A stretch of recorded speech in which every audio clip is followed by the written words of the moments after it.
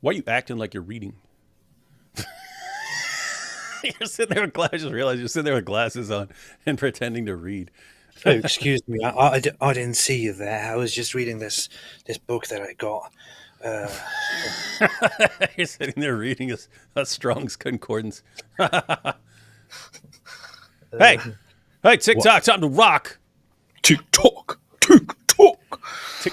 TikTok, keep ticking. Hey, Yes. got a good show for everyone today. Got a good show.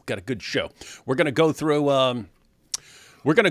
This. Hang on. Do you even know who the Fonz is? A.K.A. Fonzie, a.k.a. Arthur Fonzarelli. Do you even know, like, because that was before you were born, but there's all sorts of stuff before we were born that we know about. Are you familiar with the Fonz? No, I was just doing a whole Stevie Wonder thing, but I don't know about the whole Fonz, or whatever that is. No idea. Really? Yeah, I just looked it up earlier when you mentioned it in a message to me. No, when you didn't mention it, you just posted the stream. Yeah. And then I saw it and I was like, what in the world is Fonzie? So I Googled it briefly and apparently it's a character and then I didn't care much further after that. I don't know. Yeah, well, it's hard to overstate what a cultural phenomenon Fonzie was back in the day. He started off as a secondary character, but everyone loved him so much that he ended up over time becoming like the main character on the show and eventually like just took over the show. And what was awesome, and we'll get to this a little bit later because we've got a couple other things we want to go through. But what show are we talking about? He was like, it was Happy Days, but he was supernaturally cool. He was he was so cool he had actual like superpowers on the show. On an otherwise mainly serious show, except for when they had an alien show up and stuff like that. But otherwise serious show. But he had superpowers on the show. That's how cool he was. But anyway, they ended up using that character. Like once his character became popular, he actually used it to do cool stuff.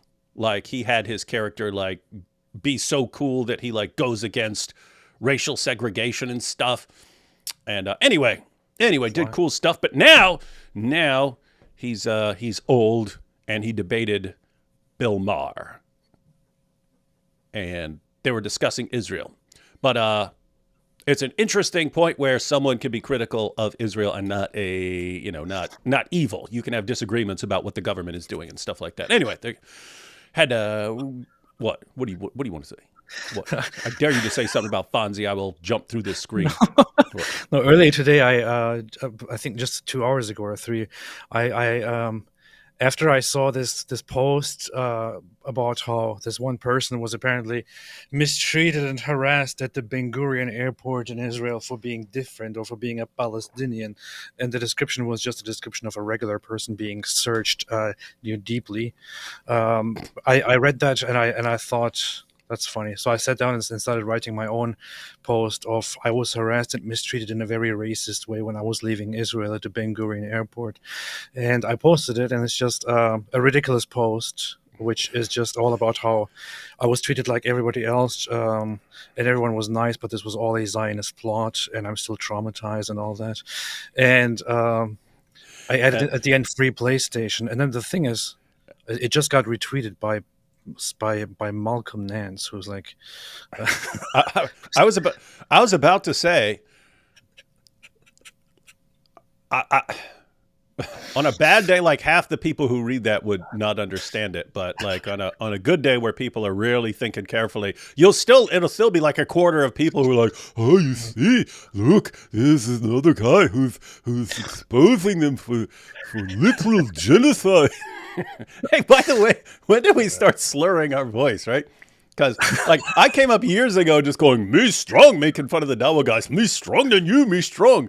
And then, but now we slur it like this. Did you start? I think you started that, didn't you? Did you start? I started doing that. I don't know why I started doing that, but I started responding to imitating people and just doing that whole stupid voice. And then so I got it from you then, right? I guess so. I don't know. I got it from you, and now we talk like this. The power of the Quran. Anyway, so guys, we're going to be checking out Bill Maher and the Fonz debating, and guys. It was a nice, friendly discussion. They shared their disagreements, and they weren't flipping out on each other. And that's what we need more of in life. But before that, we have a couple other things we want to cover. Chris from Speaker's Corner. Was so impressed by Muhammad Hijab's argument in the recent debate with William Lane Craig that Chris is actually converted to Islam. Oh, really? That's nice. Yeah, it's powerful. You ready? Yeah. Want to jump into this real quick? Let's see.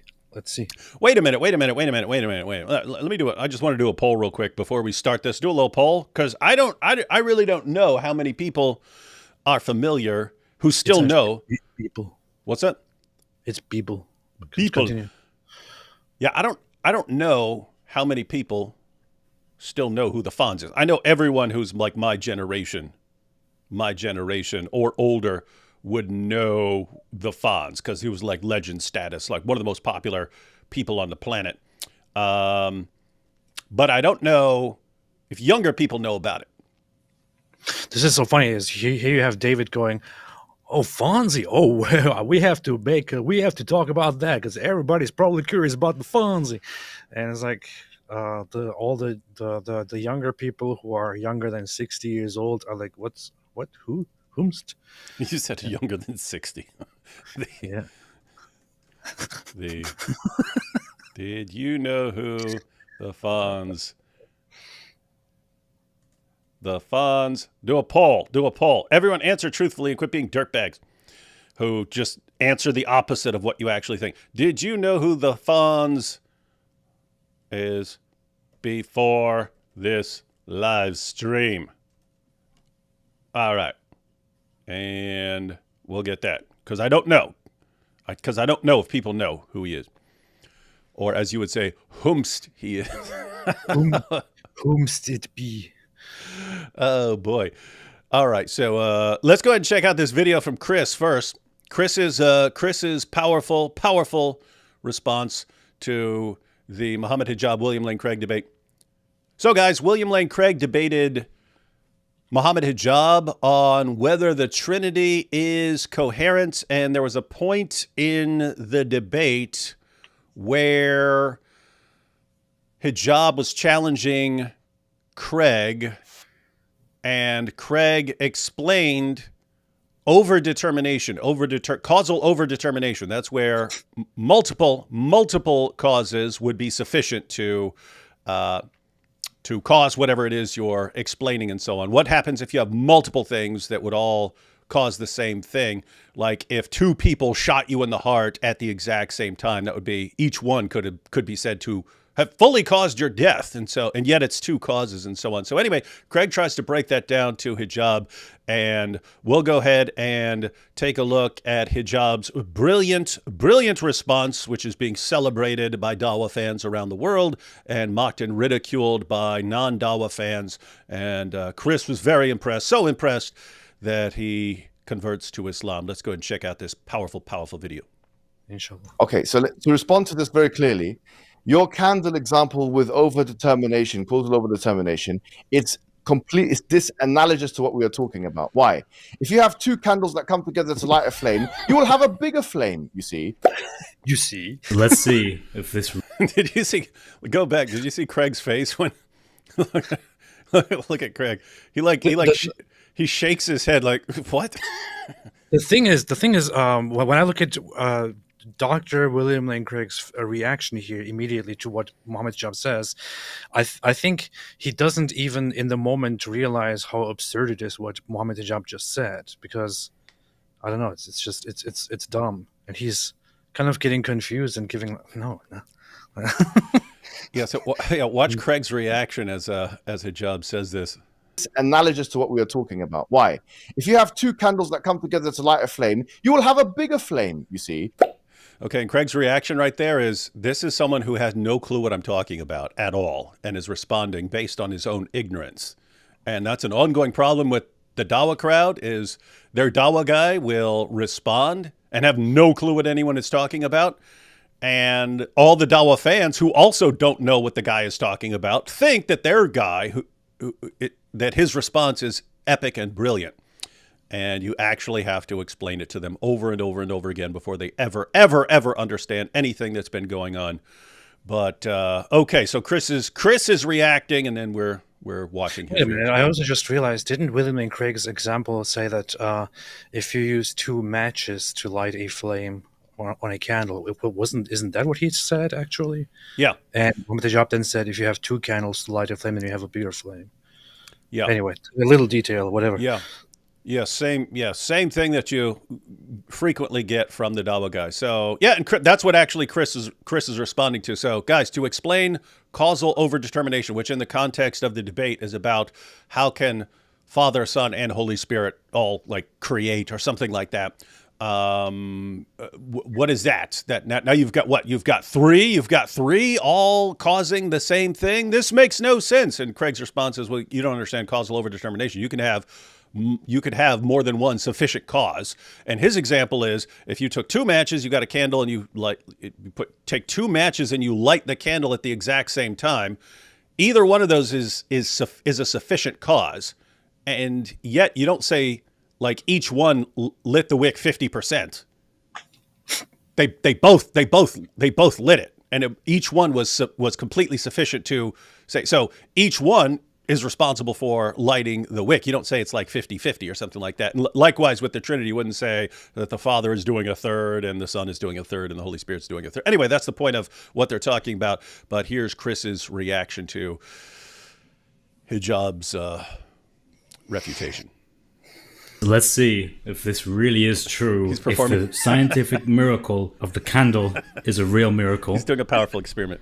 Or if Hijab was just speaking out of his ass. Let's find out. I am very interested to see if this works. Okay, so we have one match. Let's see how this one does.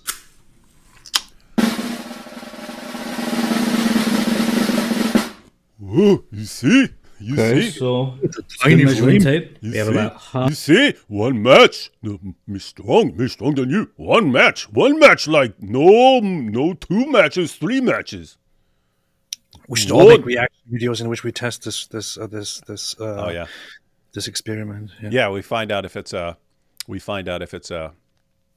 this is actually confirmed by science. An inch. Roughly half an inch. Now let's try Muhammad's one. Here's Hijab. I know what you're thinking. I can't, because we just went through the clip. I can't help it. And I don't know what Chris is thinking. I don't know if he's also thinking. Guys, we just went through the clip where Andrew Wilson does the math on Muhammad. And I don't know because Chris doesn't say one word. He's just measuring the flame and stuff, and there he says, let's measure more. Anyway. Hijab's flame bigger than my flame. Let's find out.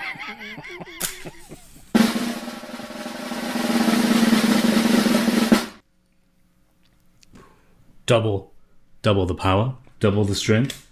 Let's give it a... Why is that so small? Okay, let's measure Hijab's. That's what I mean. Like, if he doesn't understand what this sounds like, that's what I mean. I don't know, because you could just be totally deadpan and know what he's saying, or not even realizing what he sounds like he's saying. Let me back this up a little bit. Here we go. Okay, let's measure Hijab's one. Here we go. It's about half an inch.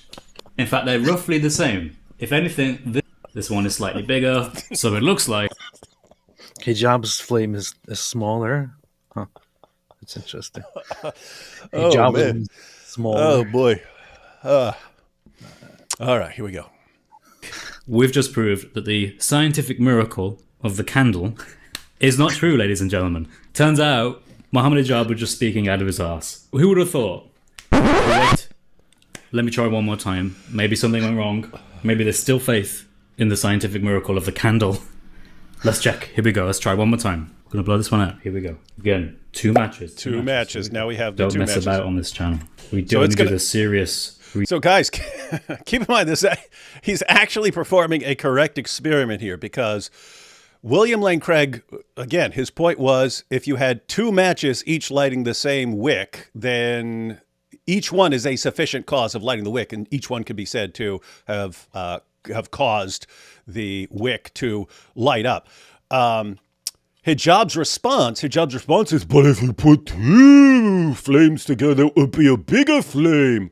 Okay, if you applied that reasoning to actually make it relevant to what Dr. Craig was saying, namely whether 2 things could be a sufficient cause of a candle lighting, then you'd have to say, oh, but it will result in a bigger candle flame? Is that so? He's actually performing an experiment to see if this is actually relevant to what Craig said. That's why it's funny. Anyway, here's research, like the scientific miracle of the candle, only on this channel. Only on this channel. Definitely not on another channel that has basically done the same thing. What? Oh, you see? Okay. He played Wallahi, you were finished. Let's see. Oh, wait. Definitely not on another channel that has basically done the same thing. What? Wallahi, you're finished. Again. We have ignition. Here we go. Oh, you got 2 candles, 2 matches. Alhamdulillah, what is this? The flame is bigger. We Muhammad Hijab's 2 matches. How is this possible? And it's funny because this is how the dawah fans react to anything they're. We're sitting here laughing and stuff, but this is how they'll react to something like, oh, look, ChatGPT, which I just told to give Islamic answers, is the proof. Even ChatGPT knows that Islam is true. And the disbelievers are still denying it. How can they deny the proof? The proof. It's exactly how they react. All right, let's watch Chris convert here. Don't know why I'm French. This is totally legit. Alhamdulillah, it's a miracle. Islam is true, ladies and gentlemen. The miracle of the candle is true. Alhamdulillah. Now I am Muslim. It wasn't the scientific miracles that converted me. It wasn't the one and only preserved Quran that converted me. It was the candle for Muhammad Hijab. This is the story of how I became a Muslim. It is warm in this thing, man. This is totally legit. Alhamdulillah, it's a miracle. Islam is true, ladies and gentlemen. I just wanted to back that up because, hey, Chris, this video is awesome and hilarious, but you got to work on your dawah voice, man. Listen to this. Listen to his dawah. Listen to his dawah Gandhist impression or his dawah fan impression. Alhamdulillah, it's a miracle. That's kind of weak, man. It's me. Yeah, it's That's weak. the only flaw. That's the only weakness in this otherwise completely awesome video, Chris. It should be. This is Alhamdulillah. This is a miracle. It's the proof. It's the proof. You see, how can the kuffar reject this proof? This is why we have to kill them. This is totally legit. Alhamdulillah, it's a miracle. Islam is. No. Gotta work on that impression, Chris. You know what the funny thing is? The funny thing about all of this is, so he's making this joke video. He might have even been tempted to do this because, Capturing Christianity, Cameron, the next day he did the same thing. He tried it out. So he made a video in which he lit one candle with one match and the other candle with 2 matches to show that the flame is the same, but due to the positioning, the angle, whatever it is, the flame on the second one actually initially for a while looks bigger. Nice. So there were Muslims in the comment section saying, "Well, it is bigger. It is bigger. Expose yourself. It is bigger. This is how Allah shows you the truth." Which is just so ridiculously stupid. Oh, boy. I mean, look. Even if the video somehow gave you the impression that the candle flame on the second one is bigger, you should probably think about this a little bit and come to the conclusion after 5 seconds of thinking or of putting the science together that the second one will actually not be bigger. I mean, what do you think will happen if you put like 10 candles together? Do you think you will have 10 matches together? Do you think you will have a flame on a candle that is like ginormous? How far do you think that goes? It's so ridiculously dumb. We are dealing with completely uneducated people. Are we now? We have Draco here says, David, you got to hyperventilate at the end of your dawah impression. I'll try to keep that in mind. And Joe Chris says he did it in a British underrated style. And then so I realized I stopped it right before the end of his video. But let's go and see what he closed out with. It is warm in this thing, man. I'm going to call that a wrap for this. Okay, he just said anyway. So, guys, there you have Chris's conversion to Islam. Muhammad Hijab, completely misunderstood. Craig's point, doesn't understand philosophy at all. And this is the proof. This is the new proof that Islam is true and that the Trinity is false. You see? You see? Awesome stuff. And this shows again that Islam is obviously true because we have just demonstrated with this candle that the flame is going to be bigger. That's what Muhammad Hijab was doing the whole time, the whole debate. Oh boy, I'm gonna have to watch that. That's awesome. Couple of super chats. Lol, busted nerd. I don't even know what you're responding to, Ayatollah, but I don't know who you're calling a nerd, either Chris or AP, but it's completely unacceptable. Gabe says, I have the same concordance, AP. I have a Strong's concordance as well. Let me see the cover. I've got one from like 2002 or something like that. Okay, yeah, I have a different color. I have a different cover on mine. My cover is way cooler. Yeah. Alhamdulillah. Powerful news. Muslim woman storms into church shouting Allahu Akbar and I'm here to kill the God of the Jews. Happened in Londonistan. Almost no media coverage. That sort of thing has been happening over and over again. You've seen these, right? What's the people? problem? Yeah, people walk everywhere. France, Germany, UK. Muslims rolling up into churches, doing things, talking trash, and so on. You get can you even imagine the reaction if this happened in reverse? Christians are in Muslim countries who move to Muslim countries, then instantly get the inclination. Let me roll up in the mosque and start insulting everybody and insulting the religion. Wait, what? Muslim woman storms into church and says, "I am here to kill the God of the Jews." How does it even? This is so. If you're trying to make sense of Islam, AP, you're not going to do it. You're not looking in the right place. Don't try to make sense of it, AP. But we'll need to check that out later.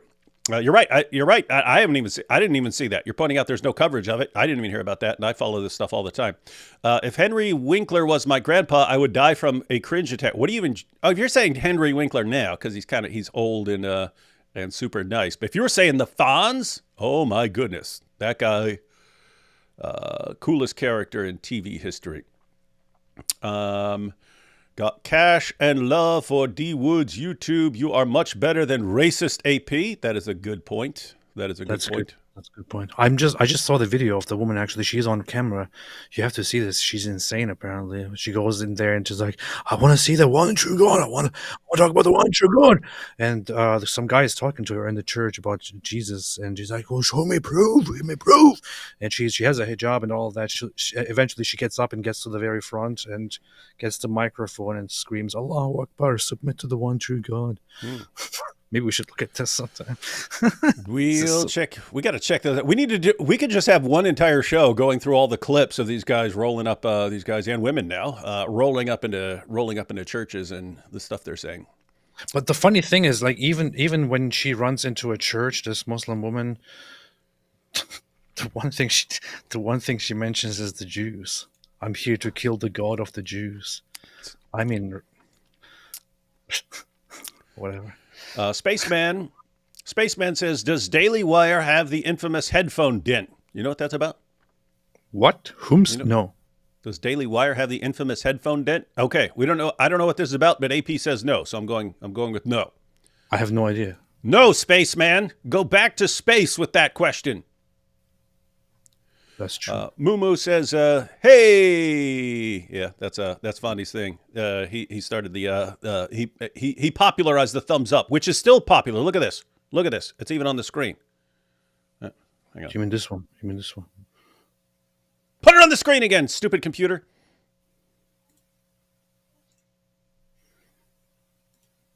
There we go. All right. Fonzie is the one who popularized that. Let's see. David Wood, I love Happy Days and Werther's Originals. That's supposed to be me. I don't need any Werther's Originals. Apologies if this is a duplicate message. YouTube is glitching on my end. Yo, A Pizzle, I fixed your intro from last night. Sent it to you this morning on Twitter in a DM. Peace, love, bacon. I actually saw it and chuckled and wanted to say thanks, but didn't yet. So yeah. Thank you. AP lacks gratitude. Yeah. Ayatollah says, "To fire make." Here we go. Mojob. "To fire make a big fire." Too fire strong. To fire strong. Hey, following his reasoning, Father, Son, and Holy Spirit would be a bigger God than little weak one flame Allah. Yeah. What made Muhammad Hijab think he could debate William Lane Craig? He can't even beat AP and Shmuley with Pierce helping. Of course he did. He's, you got all this lubricant for the sex shop. You see? Why you shake? Why you shaking? Why you no? Pierce, why you stuttering? Why you stuttering? Why you stuttering? To Pierce, he said, "Why are you stuttering?" When he wasn't stuttering. And then to Rabbi Shmuley, he said, "Why are you shaking? You got a vibrator in your pocket." And then Pierce is like, "Muhammad, please." And then he said, "I think he's got one of his daughter's vibrators in his pocket." This is the conversation this is the level that he brought this conversation to. This is dawah, and you can't stop it, ladies and gentlemen. It's too late to stop it. Mojo. Yesterday, somebody said no other religion respects women more than Islam, and I just quote tweeted it and said no other restaurant chain respects chickens more than KFC. That has 60,000 likes now. What? That little tweet you posted? Yes. That's pretty funny. See, that's how it's done, ladies and gentlemen. Yeah. Ayatollah says, Mojob. Wow, honey, look at how big that flame is. Mojob's wife. That's a 1-inch flame, dear. Sheikh Mike Wingling, you just clowned yourselves, you see. Allah can have 2 right hands and light 4 candles. Your buddy Chris just proved it. Also, Fonzie was a Palestinian. You see? Because he's cool. It always turns out they're all Palestinians, you see. Candace Owens did a deep dive today, and you won't be shocked to hear I discovered that the match was invented in 1492 by Henry Matchstein, a Jew, in order to steal night from the Europeans.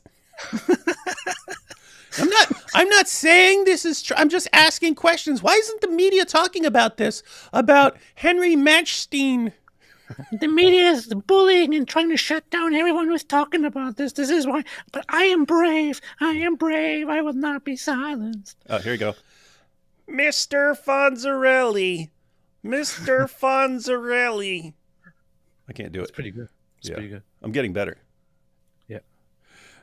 Hey, AP. I was like a you, but David dived wood. He changed my view. I am born again. Please, Jesus loves you. See? You have people breaking this down to you every single day. Happy, I was like you, but David Wood, he changed my view. I'm born again. I can't do that. I need to work on my Swedish accent. But yeah, thank you. Appreciate it.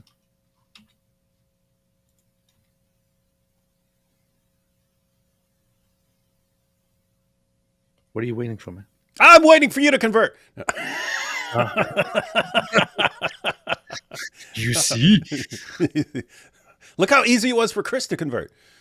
Tezbot says, I was recently criticized for saying we should be Islam-aware, not Islamophobic. Am I wrong to see fundamental issues with Islam? Appreciate there are many good Muslims. Good to see you guys, as always, on X. Am I wrong to see fundamental issues with Islam? No. Yeah, very wrong. This is I would suggest keeping Islamophobic comments out of the chats and the super chats here. We don't want to foster an environment of hate. We want to be always very sensitive and aware of people's religious feelings and be respectful toward them, no matter what kind of feelings they are and no matter where they lead. So yeah, so in your face. Yeah, just to be clear, Tezbot, when you see people going around, we will subjugate the world and we will marry little girls. I actually thought about doing this show on there are two. I have no idea why the LA Times is actually speaking up on anything, but there were two articles almost back to back. One was on concerns about legal changes on the issue of child marriage. Now that some areas are becoming more conservative Muslim, and they're pointing out that as people become more devoutly conservative Muslim, all of a sudden they want child marriage back and so on. So there was that. And then there's also an article about how mutta, temporary marriage, it's becoming this huge thing in Indonesia, where guys from like Saudi Arabia and stuff, they understand you could go to Indonesia, get temporary marriages and stuff, which is prostitution and so on. And no one is able to stop it. And it's talking about all these vulnerable teenage girls and young women who are basically in a position where for whatever reason they end up having to take care of their family or their parents or something like this, and if they can't find a well-to-do husband, they have to turn to prostitution, aka mutta marriage and stuff. But anyway, the LA Times article is actually like they're talking about the Shia perspective and the Sunni perspective and so on. And anyway, it's just crazy that someone actually reports on this, but it's interesting stuff that's happening. So that's interesting. If hijab can't understand, you can imagine the general Muslim population. If you all break it down and use simple terminology, many would understand. God bless. Yeah, that is an issue. Look, if hijab doesn't understand, Craig's response to an objection because he doesn't understand, a basic philosophical principle or something like that. Like, what are the odds that his fans, who are significantly dumber than he is, would have any clue what's going on? And so all they'll be listening to is, oh, look, hijab strong, him strong. Look at him say, two flame, make big flame. Two flame, make big flame. Him right, two flame, make big flame. Oh, Craig, the Trinity is refuted. Trinity is destroyed. It's destroyed. The Trinity has been humiliated by the power of Muhammad's ignorance. David, AP looks like Pedro Pascal. Or does Pedro Pascal look like AP? I don't even see it. I don't understand. Yeah, I don't either. It's sad that Candace has the third largest podcast on Spotify. She does. It really says a lot about where we are, doesn't it? What are your thoughts? Yeah, earlier somebody posted a screenshot of I actually wanted to check that myself, but it's on Spotify, the top largest. Wanted to check the top list of podcasts here. So Joe Rogan is number one. Number two is apparently Tucker Carlson. Yep, Tucker Carlson his podcast is in fact number two. And Candace is number three. Actually, I want to check that myself now. Continue. This is powerful stuff. So, what the heck is Spotify? Is that just for podcasts? I still don't even know what a podcast is, guys. What's the difference between a podcast and like just a live stream like we're doing? You don't know what Spotify is? I know it's something. Joe Rogan went there from YouTube. It's just the most popular music app in the whole world. Everybody around the world is listening music daily throughout Spotify. They're also listening to podcasts through Spotify, and some people are even using it to listen to audiobooks and so on. That's what it is. Yeah. What's the difference between, like, if I make an hour-long show, what's the difference between that and a podcast? Is there a difference, or do you just call it something different? I think a podcast is different because it is just done on a regular basis, like a weekly show, for example, or a daily show. Is consistent. Has We a do topic, shows every Saturday and Sunday, so is usually in audio form, but also nowadays accompanied with video form and so on. Okay. So that's it. all right. Yeah, I'm checking right now. Number 1, Joe Rogan Experience. Number 2, Tucker Carlson. Number 3, Candace Owens. Number 4, I don't even want to say it. Say it. Talk Tour with Haley Welch. Society. Talk to a. I don't know who that is. Society. Yeah, you should count yourself lucky now. Haley Welch. That's that woman who went viral recently. The Hawk Tua chick. Yeah, I looked her up because everyone kept saying it, and then I was like, "Who the heck is this?" I didn't even know how to spell it, and then then I found out who it was. These are the number. That person has a popular podcast just for saying that.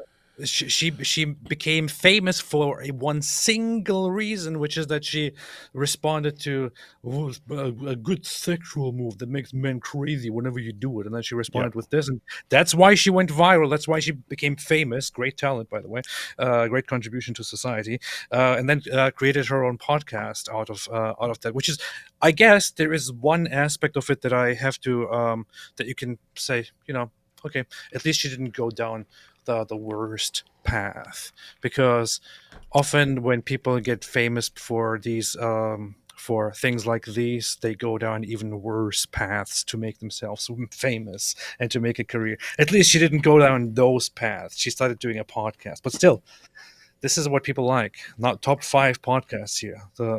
Except for, I would say Joe Rogan is not bad. I like Joe Rogan. Joe's pretty cool. And, he's a cool guy. But the others, Tucker Carlson, worst source of information on the right. Candace, even worse. Plus horrible person. And then the other is just garbage. I don't know. I've noticed there's a pattern to everyone you hate. They're not Turkish. Kowinky-dink? Kowinky-dink? Hey. I can refute you right now. What about Chunk Uyghur? Oh, that's my... I stand corrected.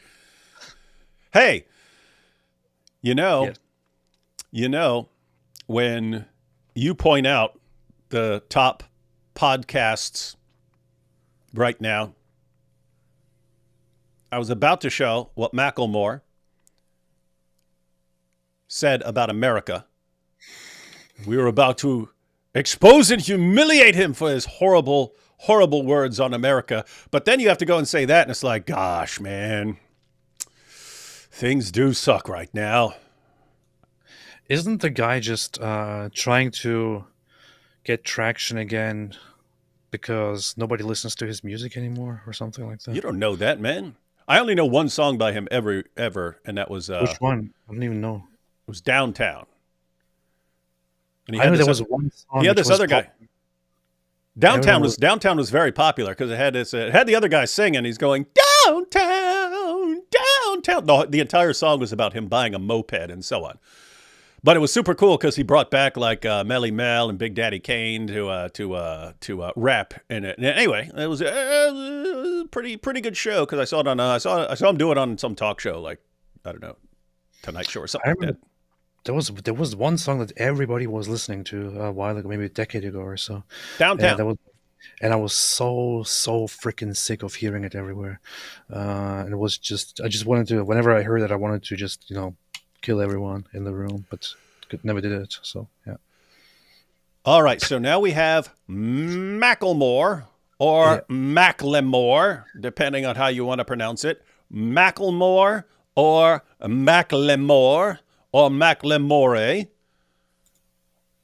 was at some sort of concert, and this was trending this morning, him sharing his thoughts on America. Here we go. Straight up, say it. I'm not gonna stop you. I'm not gonna stop you. F America. The interesting part there, the interesting and disturbing part there is not Macklemore saying F America, it's the crowd's reaction that they all just cheer for it. Let's get that. And then there's another clip of like afterwards when he keeps talking. 1 second. Stop you. Here we go. Here we go. Yeah, America. People cheering for F America right there. And I believe that was in Seattle. And let's go ahead and get there's no real, I mean, it is video, but someone's basically recording in the dark, but they have clear audio of what he's saying afterwards as he explains himself. So here we go. Here's Macklemore's comments. Macklemore. Yeah, America.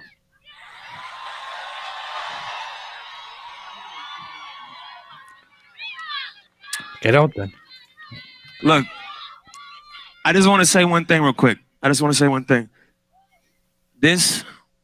Someone asked me, a couple hours ago back here, like, how did you get involved in the movement? AP's answer is he's striving for relevance. He's trying to regain relevance. But I don't know.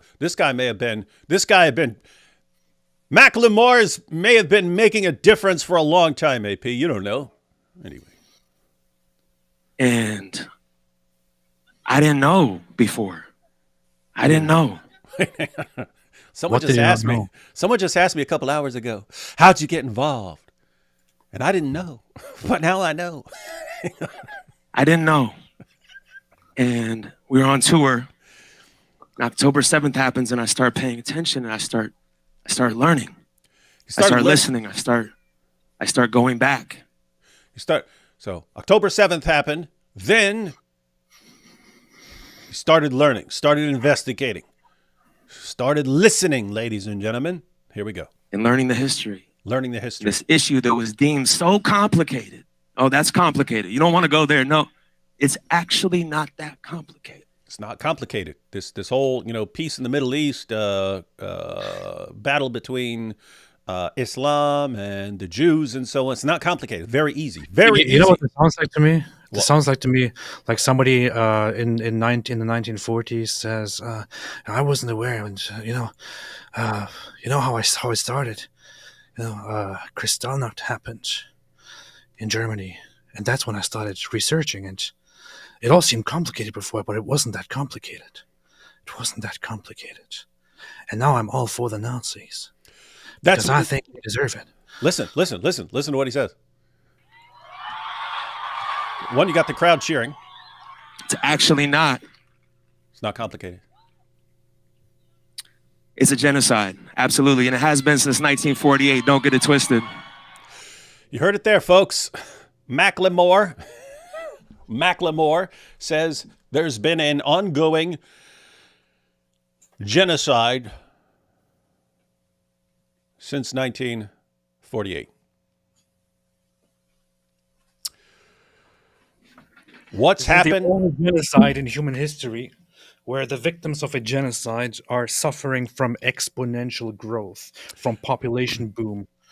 Yeah, you look at the population growth, it goes like this, ladies and gentlemen, which, as AP pointed out, is very weird because historically, when you have actual genocides, if you look at the Jewish population of Europe during World War II, you see it plummet.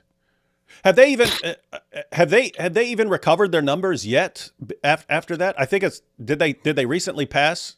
Because barely. It's still, the effects have lasted until today for so long. Yeah, in other words, the global Jewish population dropped so significantly during an actual genocide that it either hasn't fully recovered yet or it recovered pretty recently. I'm talking like the pre-World War II numbers of Jews on the planet. So that's what an actual if you look at the Armenian population during the Armenian genocide,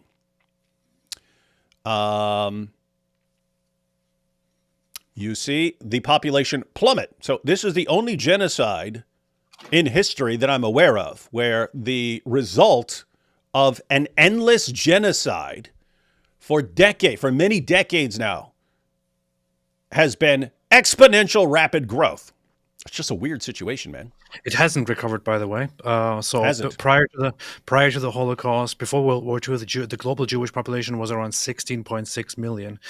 In the aftermath, 6 million Jews were killed. Today, the global Jewish population is estimated around 15.3 million. So they have never recovered. The genocide that went on, World War II, was so successful at killing so many Jews that the global population still hasn't recovered. That's what an actual genocide looks like. 80 freaking years. And the population growth has still not recovered since the Holocaust. That's how bad a genocide actually is. This is why it is called a Holocaust. This is why it is called a great catastrophe, the worst thing to think of for a population. It was meant to destroy the entirety of the population. The Germans made it very clear that their aim was to eradicate, to wipe out the entire Jewish population in Europe, and if they succeed after the war, to expand, also go into the Arab world and everything that is under the British dominance, and wipe out all Jews in those regions as well. They were already making plans with the Grand Mufti of Jerusalem, who was also the leader of the Palestinian Arabs at the time. So those very people who were supposedly being invaded and replaced and whatever were all out working with Hitler to wipe out the Jews. I'm sorry, there's just, if you are today a free Palestine activist and you go around accusing Israel of genocide, and especially if you say something as absurd and messed up like this, thinking you are actually doing a good thing, genocide since 1948, you are a Nazi, okay? You're a Nazi. You are similar to the Nazis, very much. You are similar to the Nazis.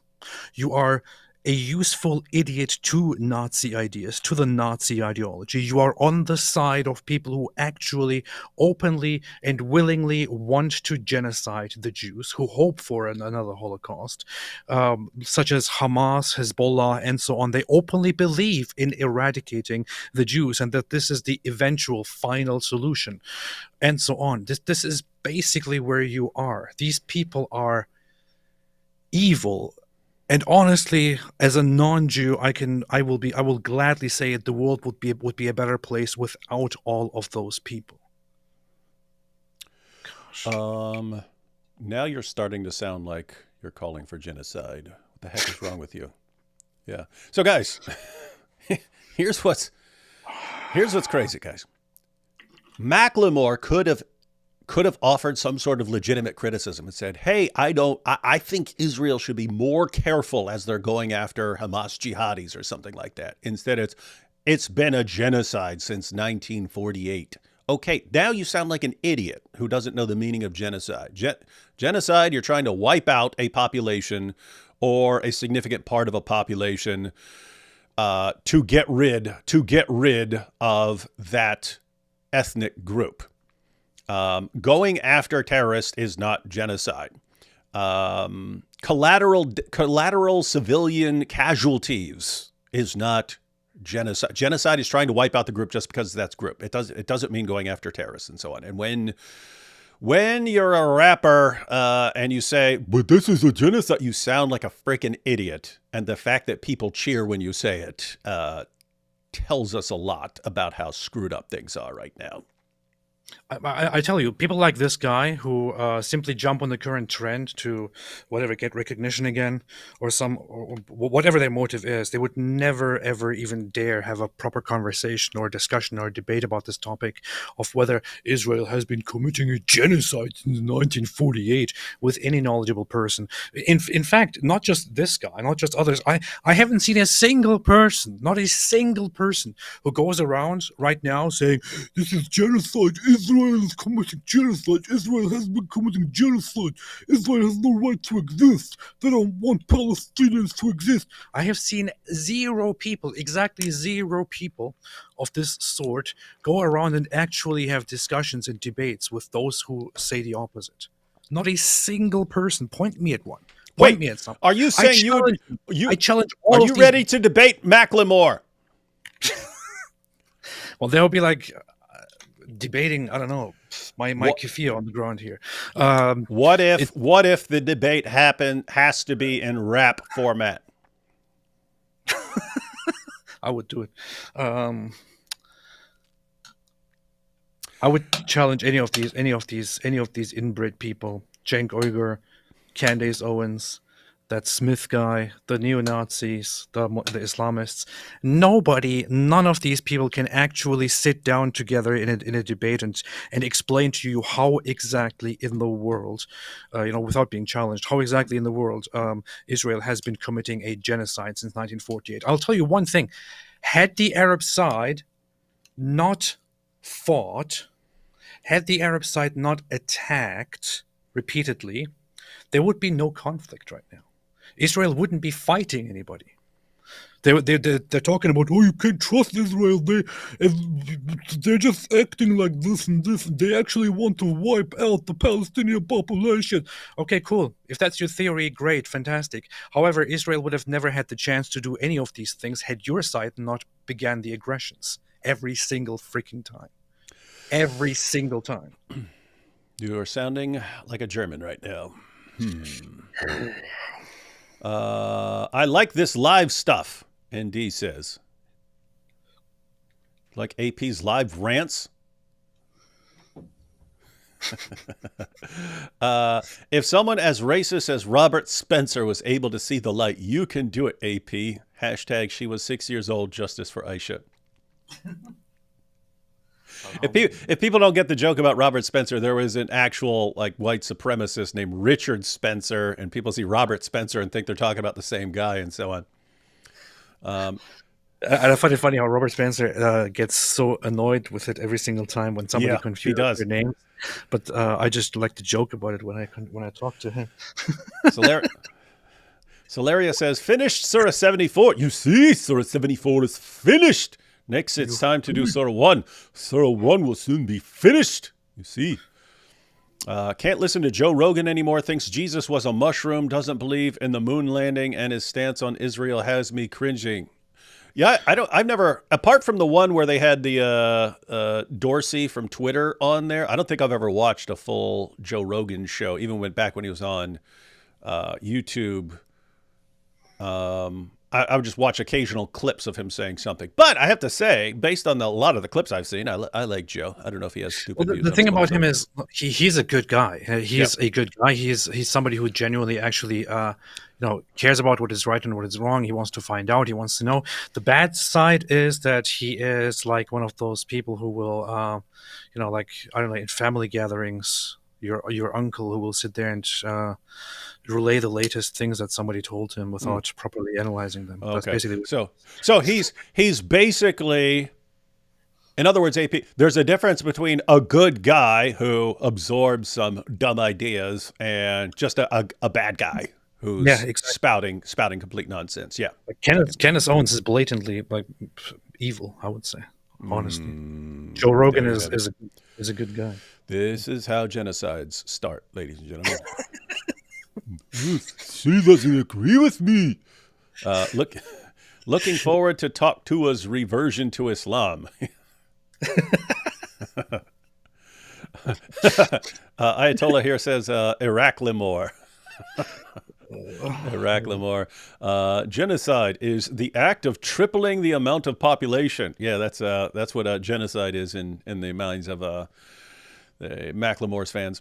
AP, what sources should I check out to understand the history behind the Israeli-Palestine conflict? Wait! People were saying that the song that I mean is probably Thrift Shop, and I just searched for it and listened to it. Yes, that is the song. Oh. Whenever I heard that song back then, I wanted to... Wait, is that what he always does? Because he did a show about buying a moped, and I was like, oh, that's kind of funny. He just made a song about a random thing. But if he's got a song about thrift store, is that what he does? He makes raps about mundane, normal things? I don't know, but it just makes me nauseous just thinking about that song again, because it makes me remember all the 50,000 times that I heard it in a store. What sources should I check out to understand the history behind the Israel-Palestine? If you really want to go into it very deeply, I would suggest Benny Morris's one of Benny Morris's books. The problem is that he's a serious historian whose books on the conflict are extremely detailed and extremely long, but also very, very good and very detailed. One of those would be the 1948 history of the Israel-Arab War, and then more from him. Also would suggest anything by Dr. Einat Wilf, to be honest. And just, I don't know. There's too much. So, if you had to pick one, what would it be? Someone had to read one. Benny Morris's one of Benny Morris's most popular or most recent books, I would say. All right, you heard it here, folks. Macklemore, Benny Morris's 1948, A History of the First Israel-Arab War. Macklemore succeeded in making normal rap sound even cornier than Christian rap with his career. What a gift. Powerful. Sounding like a French pimp from back in the day. That's what he sounds like. To be honest, writing Hezbollah is kind of difficult after Beepergate, so Macklemore is pretty brave and stunning for his comments. Very trans ally. Funny. The fact that Israel does not unalive the Palestinians that are Israelis, the fact that the only reason 40,000 innocent Palestinians are unalive now is because of the massacre, not Israel, not genocide. Yeah, and Macklemore had one thing correct. It's that, the gist of what's going on right now is not terribly complicated. You can say, bunch of people cross border, slaughter a bunch of people, rape bunch of people, take bunch of hostages, go back across border, then other group come and try to get their people back and try to find people who slaughtered all their people. That is not terribly complicated. What's it? An AP rap battle. Bro, I'd pay big cash to see that. Yeah, I'd love to see that too. Look at this atheist defending Jews. You see, he's a neo-Nazi. My logic is flawless. That is powerful logic.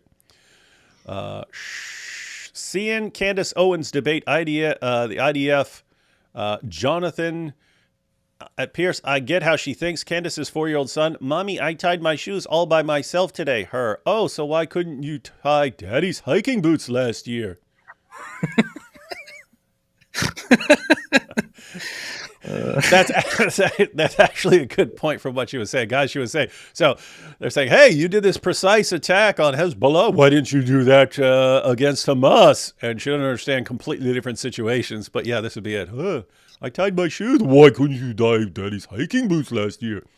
You see? Macklemore on YouTube, Jewish rapper response. Sounds like that's an actual video. D. Wood, what you think of Christians being in interreligious marriages with non-Christians, Jews, Hindus, etc.? Should Christians respect non-Christian partners' faith? I mean, that illegal. Yeah. So you do have in the Bible situations that arise. I wouldn't recommend going out and marrying if you're a Christian, going out and seeking out a non-Christian or something like that. But it is actually raised in the Bible. What if like someone in a marriage like converts to Christianity, or someone leaves Christianity or something like that? What do you do? Paul said if the unbelieving partner is willing to continue, then go ahead and continue. So I wouldn't want to give any advice beyond the Bible there. Alhamdulillah. Powerful. The way people twist the facts in this weird anti-Semitic way is so odd to me that it looks like evidence that Satan is real. I brought that up in a discussion over on Visagrad when they interviewed me and so on. It's like it seems demonic. There's something that seems demonic about it. And again, guys, before you, I'm not saying you can criticize Israel all you want. There's this weird thing where there could be a million people doing something and one Jew does something and they will go, you see, the Jews, this is why they have to be. And it's like, you've got an issue, man. You've got an issue with Jews. And that happens over and over and over again. And you see it all day, every day. And so, yeah, there is something weird. And you think, okay, what would actually make sense of this? I don't know. Some demonic obsession with it would make sense of things. You remember how I told you about how I'm a little bit confused spiritually after when we were coming back from Israel. I told you on the plane that this is very, very wild, and it really makes me think in strange ways and confuses me spiritually, because it doesn't make sense to me that such a population that is so nice and so kind and developing and all that is vilified around the world, painted it like the devil in such a hateful fashion. It's just incredible, because I went to lots of countries around the world, and I honestly think that these people are something different in their kindness and their closeness and says they're chosen, their openness and all that, and it can't be because of the way they are that people hate them. You know, it seems like, wow, it almost looks like there is something worse in the world, something worse out there, which attracts all this hate. I don't know. You remember I sent you a message a few weeks ago. Oh yeah, that's funny. That was funny. I told you to share it. You're like, no. I sent you a message a few weeks ago, which was about Jews. I said, oh yeah, here. I said to you, you know what's weird? This morning I was thinking about the way things look in the world for Jews right now. Then I thought everything would be okay because God is on their side. Then I wondered how that thought came to my mind, considering that I don't even believe in God. As I thought about that, I still felt that it's true that God is on their side. Not sure how this makes sense. Never happened. But I really felt that way that day, and I just shared that with you. And y'all catch that? Y'all catch that, everyone? It's AP. It's AP. No longer genuine bona fide atheist. He's in the agnostic category, but he's thinking, such bad things going on, and everyone's going after the Jews. All right, it's okay. God can take care of things. Wait a minute. I don't believe in God. I'm agnostic. Yeah, it's wild. Pretty funny stuff. This Week in Jihad is pretty racist and fat phobic. Yeah, Robert does really make fun of fat jihadis. It's pretty messed up. David's wife, he does. He's really mean. David's wife catches him watching Mike Winger. No, that's the angel Gabriel. That's exactly what I would say. David, were you watching Mike Winger? No, it was the angel Gabriel I was watching. Guys, if people don't understand that joke, you haven't been watching for a while. But Muhammad would have special meetings behind a curtain with his companion Dia Al-Kalbi, and when people would be like, "Hey, what you doing behind the curtain with Dia Al-Kalbi?" He's like, "No, it's the angel Gabriel. That's who I was meeting with." Yeah, sure, dude. Hey, all right. So that's Macklemore. That's Macklemore. It's funny because I have all these little short video clips and stuff like that I want to go through before we got to the Fonz. But here's another one.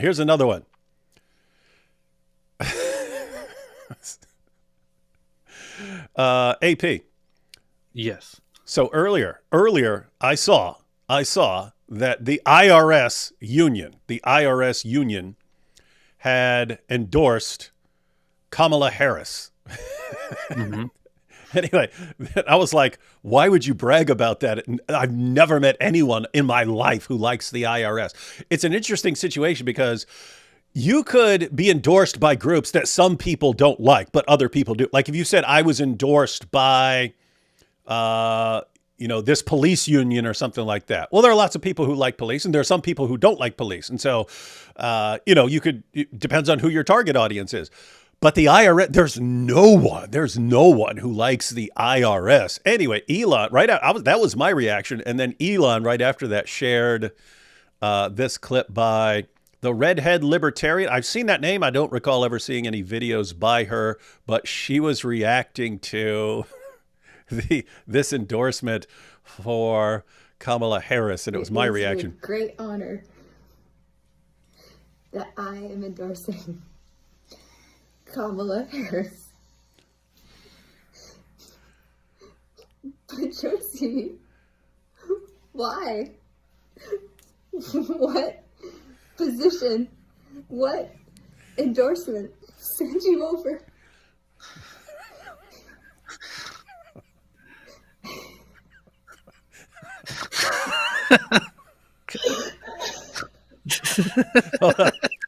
So, breaking, 11 million views.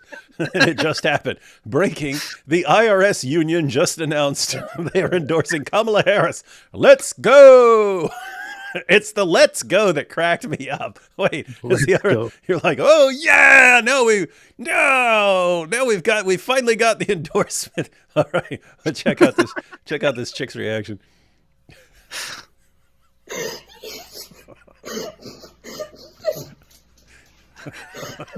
Tax collector. You're getting endorsed by the tax collectors. Oh boy. Oh boy. Tax collectors are endorsing Kamala. Tax collectors.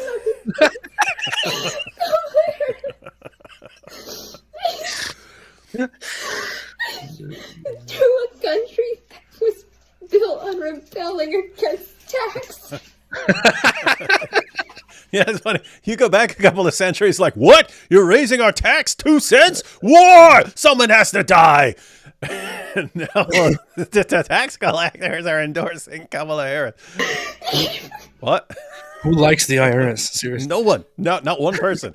I've met 0 people in my entire life who like the IRS.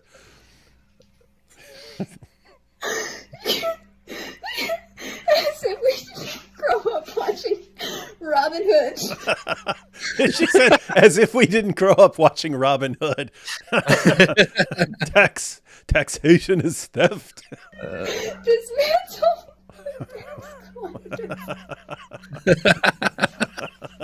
this is a good. Put this out. They put this out as a feature and not a bug.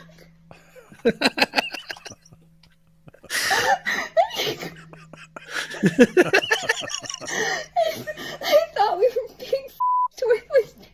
They did that with Dick Cheney. She's pointing out, I thought they screwed up when they had Dick Cheney endorse Kamala. Now it's the IRS. So you got Dick Cheney and the IRS. They did it with the IRS.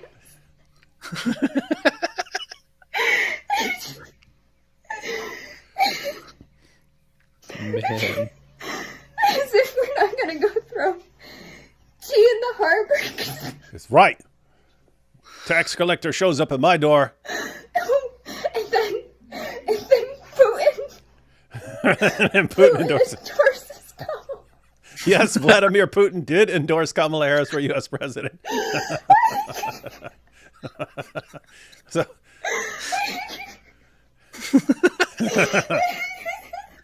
Who is this woman? So, she's the red-headed libertarian. That's all I know. I know zero else about her. What is happening? That's the thing. She closed out with what is happening. That's the idea, right? It's hey, look who's endorsing. Who's like, what? How's that helping you? Like, in other words, long story short, which is basically what she said at the beginning, like, who anywhere in the U.S., what voter was just swayed by the IRS's endorsement of a candidate, right? Like, who was like, I'm kind of on the fence here, I don't know where to go. Kind of, like I like golf. So Trump's got some golf courses. I like cackling, So Kamala, I don't know. They're both looking good. They're both looking good here. Where do I go? I just don't know, man. I'll find out. What? The IRS? The IRS union endorsed Kamala Harris? What? The tax collectors like her? Well, I love being taxed. I want to be taxed more. So I'm going with whoever the tax collectors endorse. That's a fantastic strategy, man. Wow. Brilliant stuff. Brilliant stuff. Brilliant stuff. All right, AP. Just one more thing before we watch this Fonzie debate with Bill Maher. One more thing. Just one more thing. And this is... Oh, sorry, that's why. Okay, I see. Yeah. Okay. That's how he saw it? That's pretty based. Okay. AP. This is on you, but you don't know how yet. We have a tweet from the Thinking Atheist. So it's totally going to be brilliant because, one, he's an atheist, so he's all about science. Yeah. But he has specified that he is the Thinking Atheist. And if we know anything about the atheist channels, as long as you have thinking, rational, or skeptic in your name, in your brand name, we know you're super smart and super based. That's Seth Andrews you're talking about, man. Have some respect. That's who this is? That's who the Thinking Atheist is? So here's the tweet today, AP. Yes. This is from the Thinking Atheist at Thinking Atheist. And he's responding to and refuting the arguments of theists. And so he refutes the cosmological argument, which, as he has listed it here, here's the cosmological argument, ladies and gentlemen. It goes like this. Everything has a creator. That's premise one. Premise one is everything has a creator. Premise two is God is that creator. And then I don't know if this is supposed to be another premise or the conclusion, but God does not have a creator. And then he responds, your solution fails when it violates its own premise. Okay, so I guess the conclusion, which he's calling the solution, God does not have a creator, fails because it violates its own premise. The premise is that everything has a creator. Now, pop quiz for everyone who's watching. Everyone who's watching. Is there a fallacy in the Thinking Atheist's response? If so, what is that fallacy? Keep your pie hole shut, AP.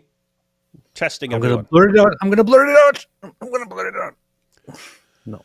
Okay. All right. We're going to see if people... I actually... we should go through fallacies regularly. Not all of them, because lots of... there are tons of fallacies. You don't need to know all of them.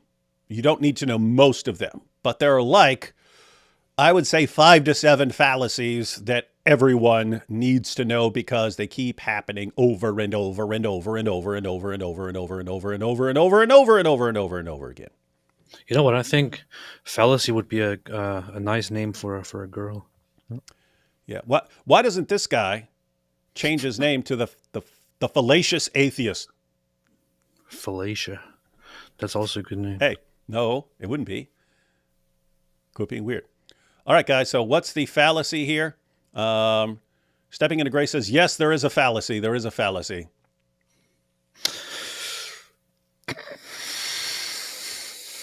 We've got Ryan Kim here saying, straw man from hell.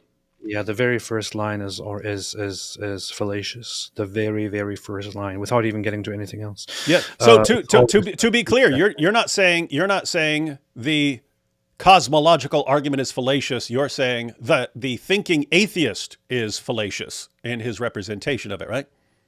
Yeah, I would say that that the way this is represented, the first line here is already misrepresenting the argument for God. Yeah, guys, so this is called a straw man. Straw man fallacy is where you don't actually attack the person's actual argument. You misrepresent what the argument is and then attack your own misrepresentation.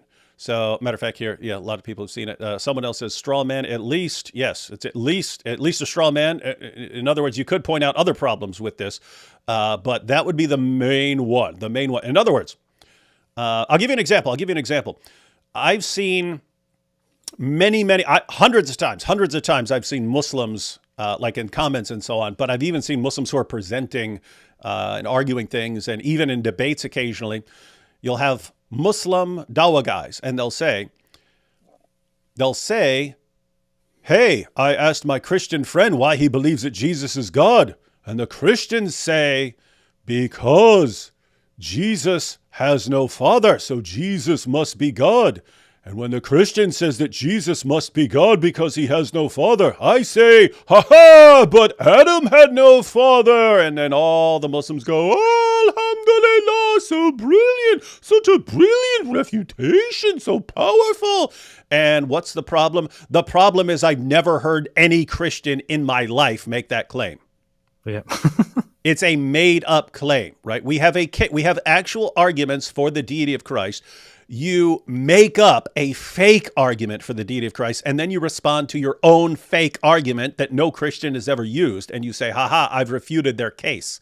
That's a straw man. So think about an actual straw man. Instead of like in a battle or a fight or something like this, you went out and fought someone or attacked someone or something like that. But instead of doing that, you like built a man out of straw that kind of looked like the guy you're attacking, and then recorded a video of yourself attacking what kind of looked like this guy, but it's an actual man made of straw. You're not attacking your actual opponent. That's what the straw man fallacy is. And so what's the problem with this? Starts off, his representation of the cosmological argument is... It's also... The thing about Jesus and the response from Muslims is also that you could say that on a level, so Jesus not having a father but a mother, a mother but no father, no human father, could be considered a hint at the divinity of Jesus, or his sonship, the Son of God. However, you can't compare that to Adam and Eve. that's false equivalent. Adam would have no father and no mother. It's because he's the first human. That's not the same thing. There was no one else to produce him. Then Eve, if God is going to create Eve, you either create from Adam or you create Eve separately, and so on. By the time you get to Jesus, you have a perfectly normal method of reproduction and so on. And so the question would arise, so you can connect all this in Christian theology to the deity of Christ, but to act like that's our argument and that this is the refutation of the argument, it's all a straw man. Like this, saying that the cosmological argument begins with everything has a creator. What's the problem with this? Well, ladies and gentlemen, I've never heard anyone start off a cosmological argument with everything has a creator. No, there's two problems with it. One, you'd say it's not everything has a cause, and it's not everything has a creator. There are two problems in there. One, a typical cosmological argument would start with something like, everything that begins to exist must have a cause. You wouldn't even say creator at that point. You'd have to argue that it's a creator, because a creator is a personal agent. It's someone doing it. Things can be caused without actually being caused by a person, a creator. You'd have to make that argument. So the actual argument would start with something like, everything that begins to exist must have a cause. Premise 2 would be, the universe began to exist, and then the conclusion, therefore the universe has a cause.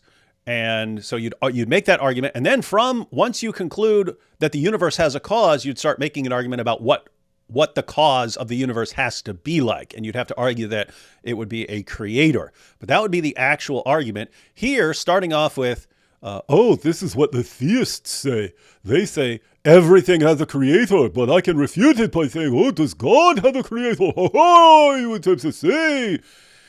Guys, this is embarrassingly terrible, obvious straw man. And the disturbing part is that, look at the bottom, 1,800 likes, 1,800 likes of that. In other words, there were 1,800 people say, whoa, great refutation of people who believe in God, and start arguing by saying everything has a creator, which again, I've never heard anyone start with. In other words, if a Christian were to present that argument, other Christians would say, hey, you can't start off your argument with everything has a creator. That's assuming a bunch of things that you're ultimately trying to prove. And what's amazing is after all these years, these are still like common. It's still common to see this. And hey, check this out. So this channel, The Thinking Atheist, very popular. Look at this. 117.2 thousand followers. What kind of people would follow that? Hey, look at that. Followed by Mrs. Apostate, Repentant, and Ridvan Idemir Apostate. Oh my goodness. This is how you knew who this guy was, Seth Andrews. You knew it as soon as I said thinking atheist. You're like, I only know one thinking atheist, and that's Seth Andrews. Exactly like that.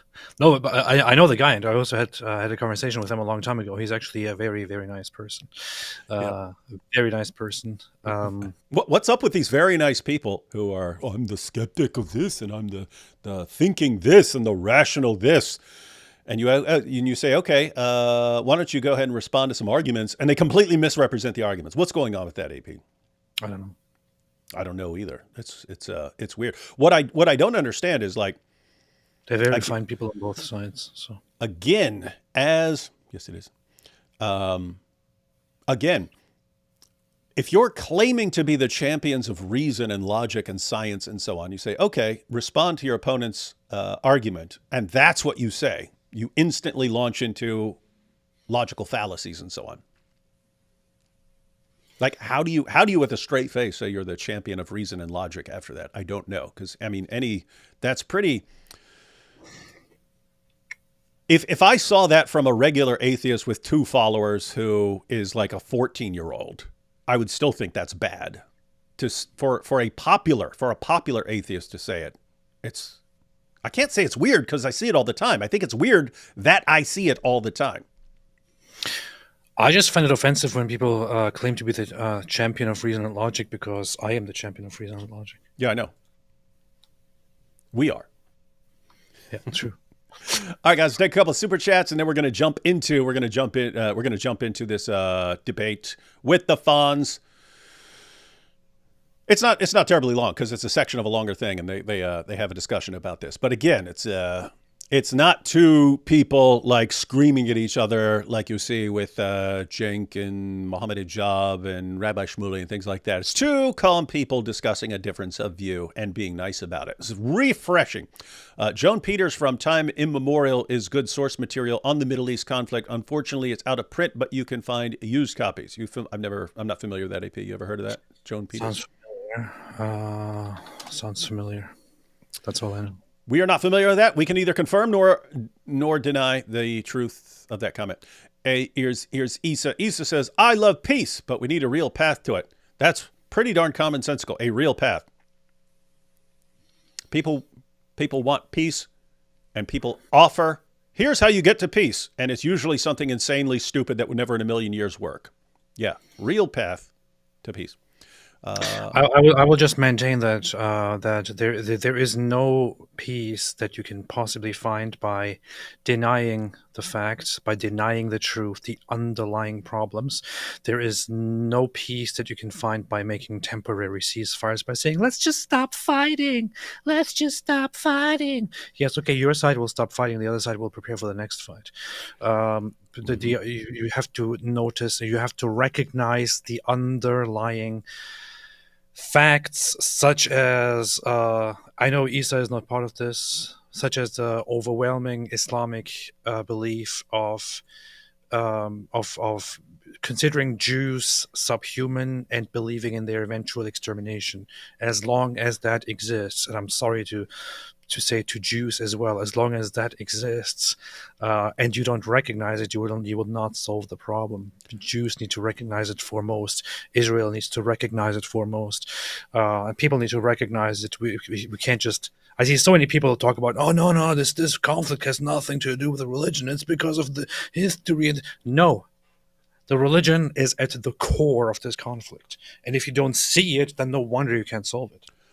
And if you don't see it, then it isn't real. Alhamdulillah. It's the ostrich approach.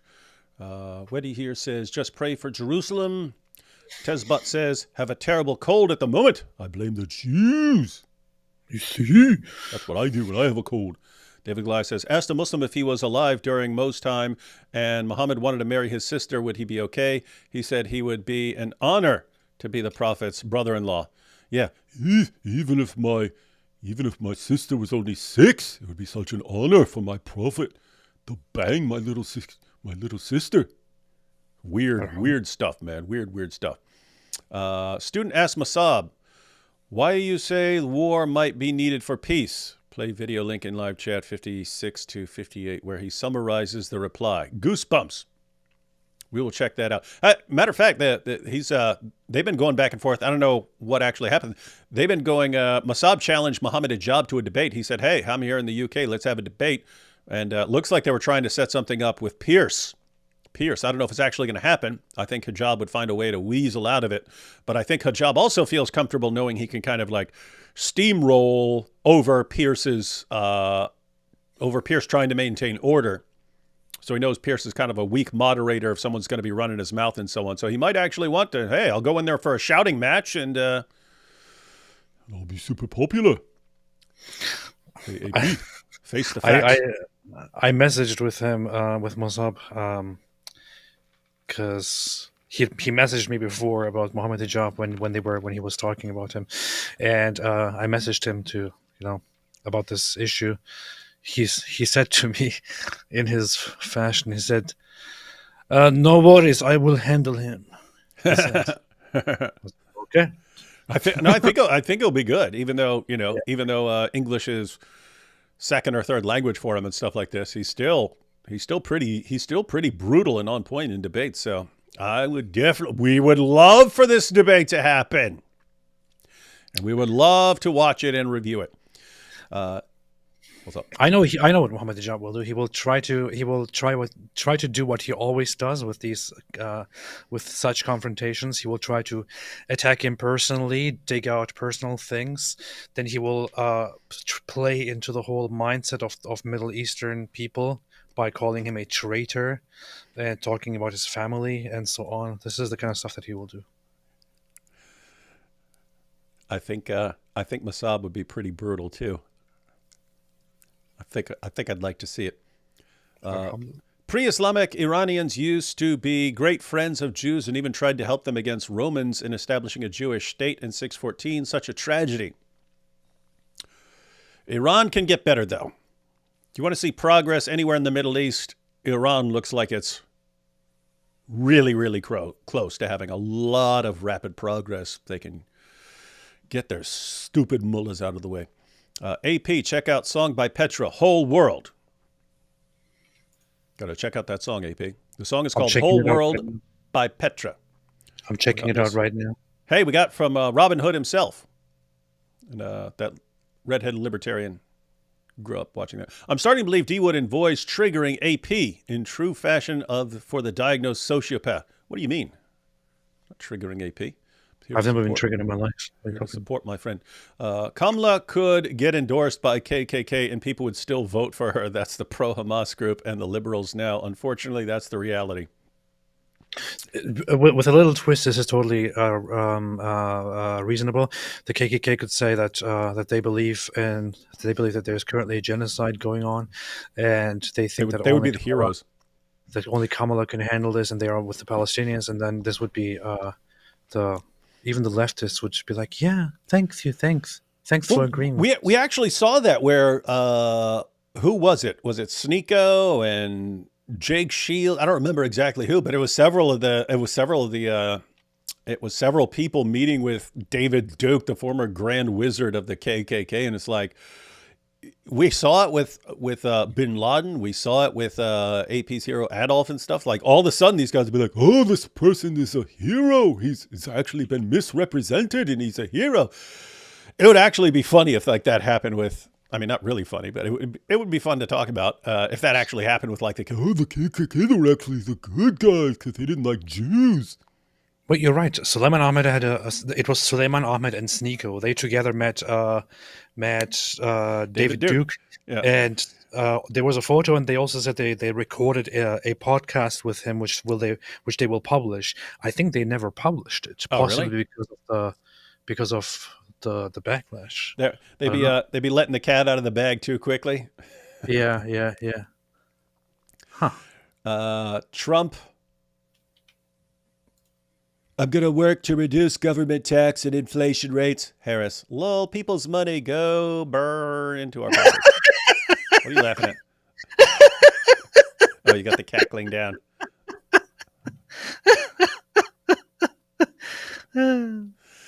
John Mason, that's what Ali Dawah did with contingency versus AP. That was such an embarrassment. And that's why you never see Ali Dawah debate anyone ever. The triggered atheist. Yeah, change it from the thinking atheist to the triggered atheist. I found a hadith which instructs Muslims not to poop toward the Qibla or with your back turned towards it. Yeah. Imagine bringing a compass to take a dump, but it provides a metaphysical meaning to mooning. That's funny.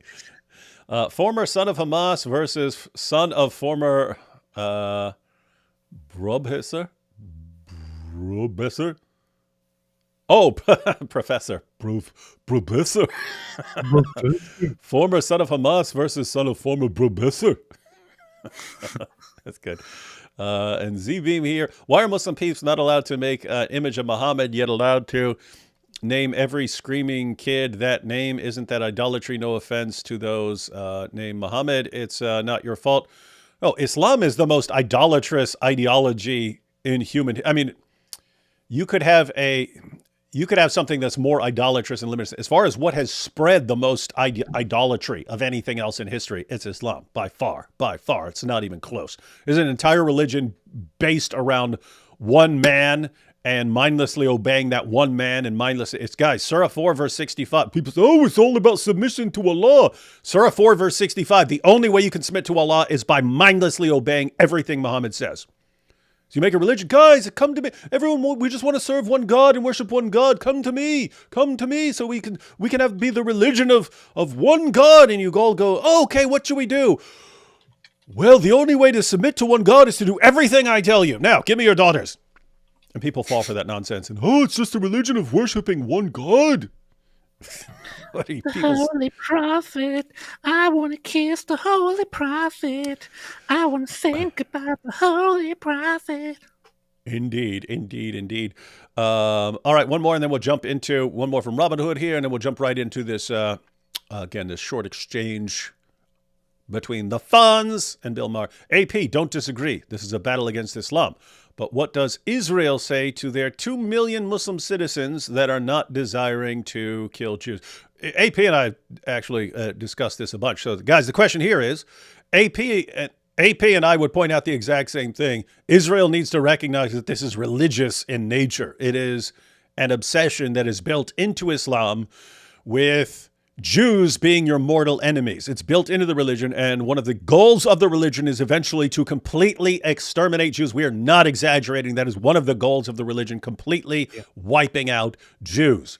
Okay, that is built into the religion. Israel needs to recognize that and be aware of it and not think, oh, it's just these, just some weird guys who are upset about something. With that said, there is this ongoing problem. Namely, you have lots of Arab Muslims in Israel. And so the government doesn't want to be against its own citizens and say, oh, we have to destroy Islam. You've got tons of Muslims there. And the good thing is also the Muslims in Israel are very, very different in their thinking about the Jews and about Israel from those on the other side of the border. So those in the so-called Palestinian territories are overwhelmingly over 90%. They hate Jews. Inside Israel, the Muslims inside Israel, over 60%, according to the same polls, have a positive view of Jews. So it's a very interesting phenomenon, and yeah, you have to call out. This is confusing to me as well, and it is very complicated to suggest what would be done.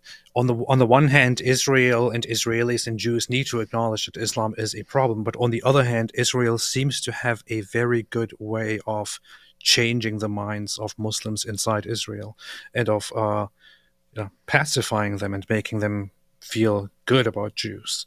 So this is indeed a complicated issue. Mm-hmm. And I think they're basically handling this correctly as far as someone needs to be addressing the religious aspect. I think I think the government should be doing basically what it's doing, and saying, hey, we have Christians and Muslims and Jews all living here, and the government shouldn't be going out and attacking Islam and so on. Individuals there can, but basically there are those of us around the world who can address the religious aspects of it. So I think they're basically I'd like to see some more individuals in Israel calling out Islam and so on, and exposing the actual roots of the hatred in this conflict and so on. But yeah, no, I don't think the government should be, this is all about Islam and we will destroy Islam. I think that would actually not help them. I don't think that would actually help them. You see?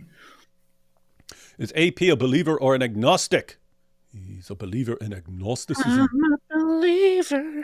He's an agnostic who constantly thinks that God is in control and everything's going to be okay because God's in control. Thanks, guys, for the...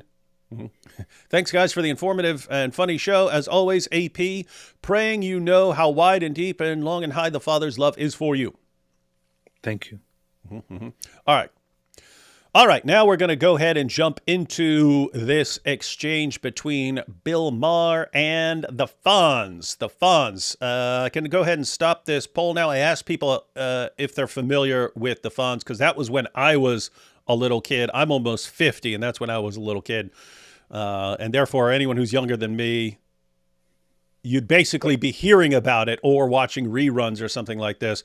But 65% of people said, yes, they are familiar with the Fonz. 65%. So 35% don't know. I'll just put a quick picture up on the screen.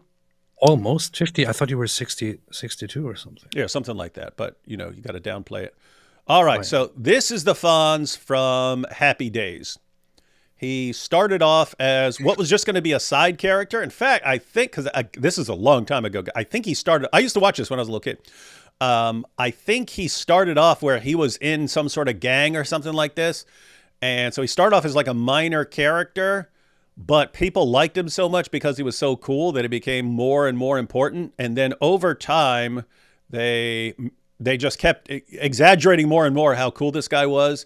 He eventually had like superpowers, in that he could walk into this little diner and like walk in there. The girls would all gather around him instantly, but he could snap his fingers and the jukebox would start playing whatever song he wanted it to play.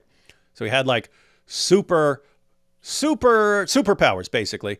Now, I tried to think, because I was fascinated by this character, how someone can just like take over a show. You're a little side character, but you become so popular that you become the main character on the show. And for a while, they even thought about renaming the show from Happy Days to Fonzie's Happy Days, just because he was so popular. It became a phenomenon, and was interesting because once his character became super popular, he actually used it for cool stuff. So he used his character to fight against racism and so on. So they would actually do things like that on the show. Like there was so the show is from the 70s and early 80s, but it's set in like the 1950s. And so they would deal with like segregation on the show. But there was one episode where he travels south and goes to a segregated diner. And of course, the waitress is in love with him because he's Fonzie, but he will not, he lets her know he won't date her because she supports segregation and so on. So anyway, he actually did cool stuff on the show, but I was fascinated by the idea of someone just taking over a show And the only other time I can think of it happening to this extent, to this extreme, was the polar opposite, like the complete opposite. This guy is someone who's so cool that he's like supernaturally cool. He has superpowers.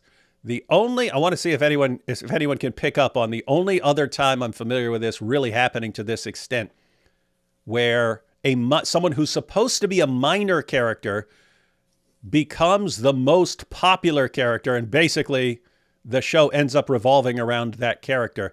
The only other time I can think of it happening to this extent, ladies and gentlemen, see if you can pick it up. Oh, people are pointing out JJ on Good Times and stuff like that. No, there are characters who became the most popular character. I actually saw someone point it out. No, I see people pointing it out. People are pointing, a bunch of people. That's cool. I was about to give a case and let people say it, but everyone already picked up on it. Let me scroll down to, we have it right here. We've got it. People pointing out Urkel. Family Matters, Steve Urkel. We got Urkel. Plenty of people pointing out Urkel. That's exactly what I was thinking of. And that's why I said he's the polar opposite. That Urkel was supposed to be a minor character. He was just supposed to be a neighbor who shows up in an episode, and he's in love with the daughter there. And he became so popular that the show was eventually, like, he was the main character and it was all about what he was doing. But it was also, he became supernaturally nerdy. Not in the sense of, like, miracles and stuff, but, like, he would just go into his room and invent a time machine.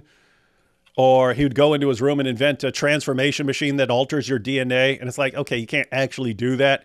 But he would do it. So he became like supernaturally nerdy. And I don't know. I find that interesting. There's something about characters that are on some extreme that can make them take off. That's important to keep in mind for shows and so on. Anyway, just wanted everyone to know who the Fonz was in case you didn't know.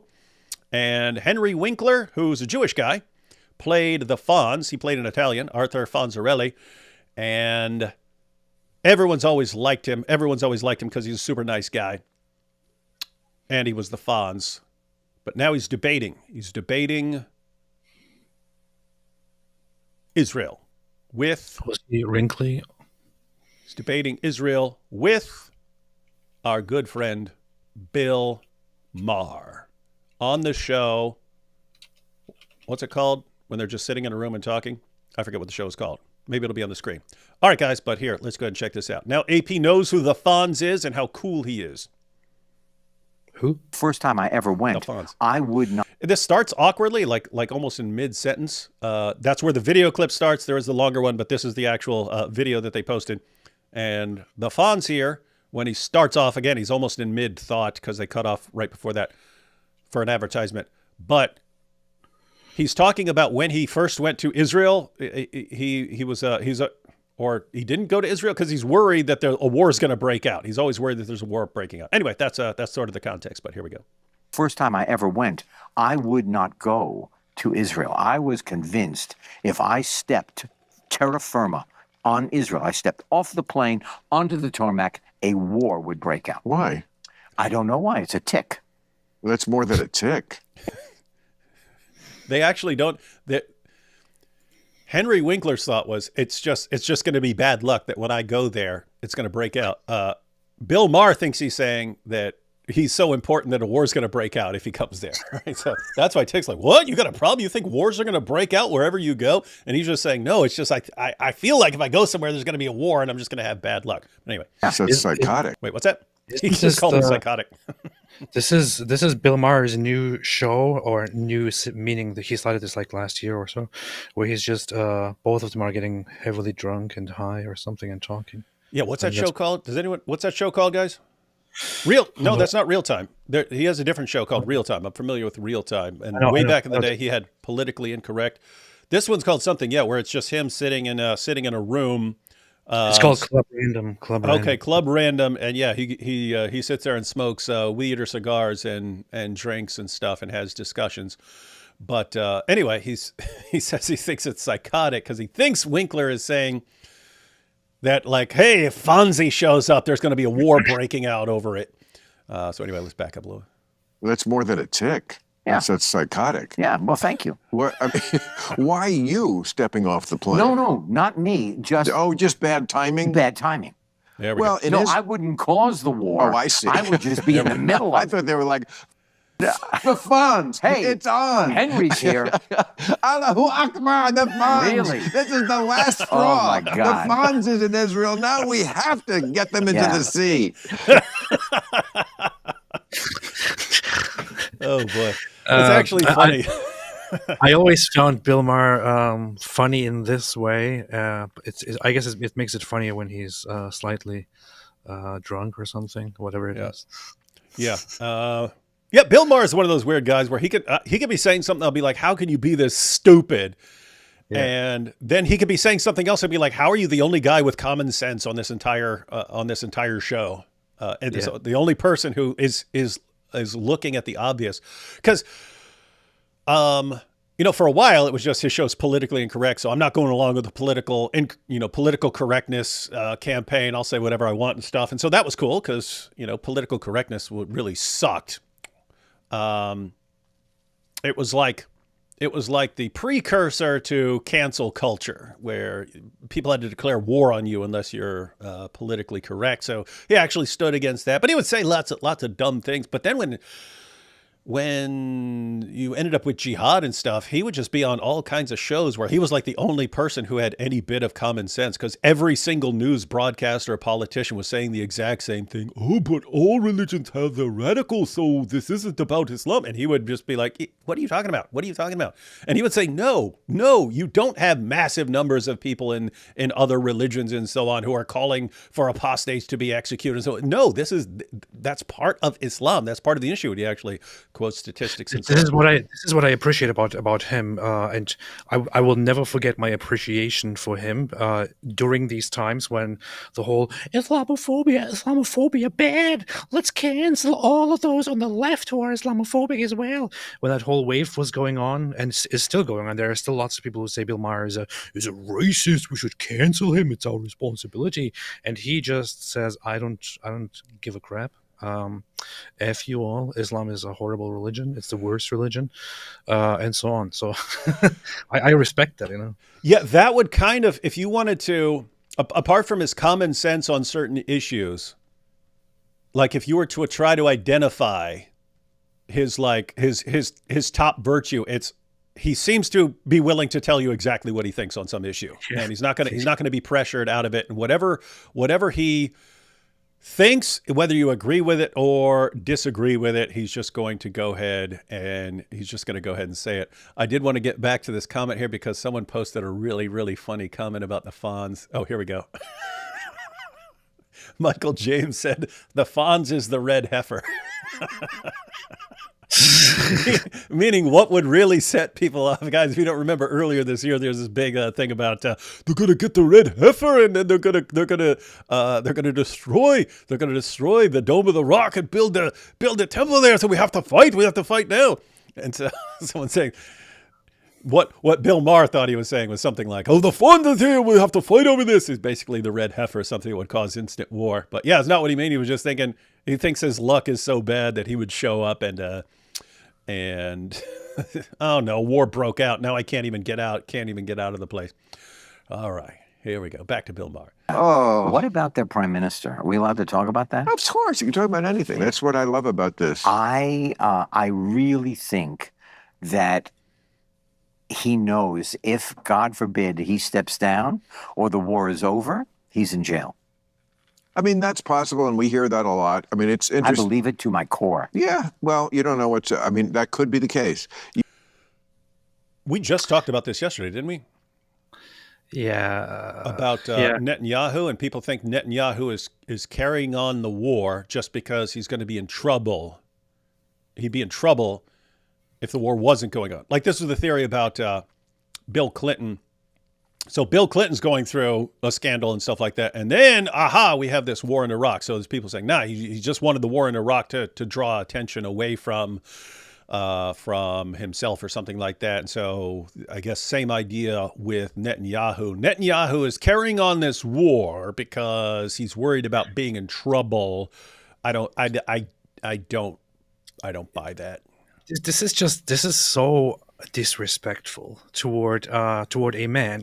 I wouldn't agree with him politically on much of the things. I wouldn't agree with his party, the Likud party, and so on. I wouldn't agree with the decisions that he has made during this war and immediately before this war, in the over the last 2 decades.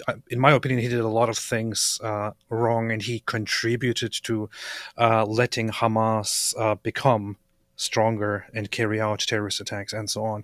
And he made mistakes and all of that. But the guy has a legacy of serving the nation, of serving Israel, and representing it in a great way, in a respectable way around the world.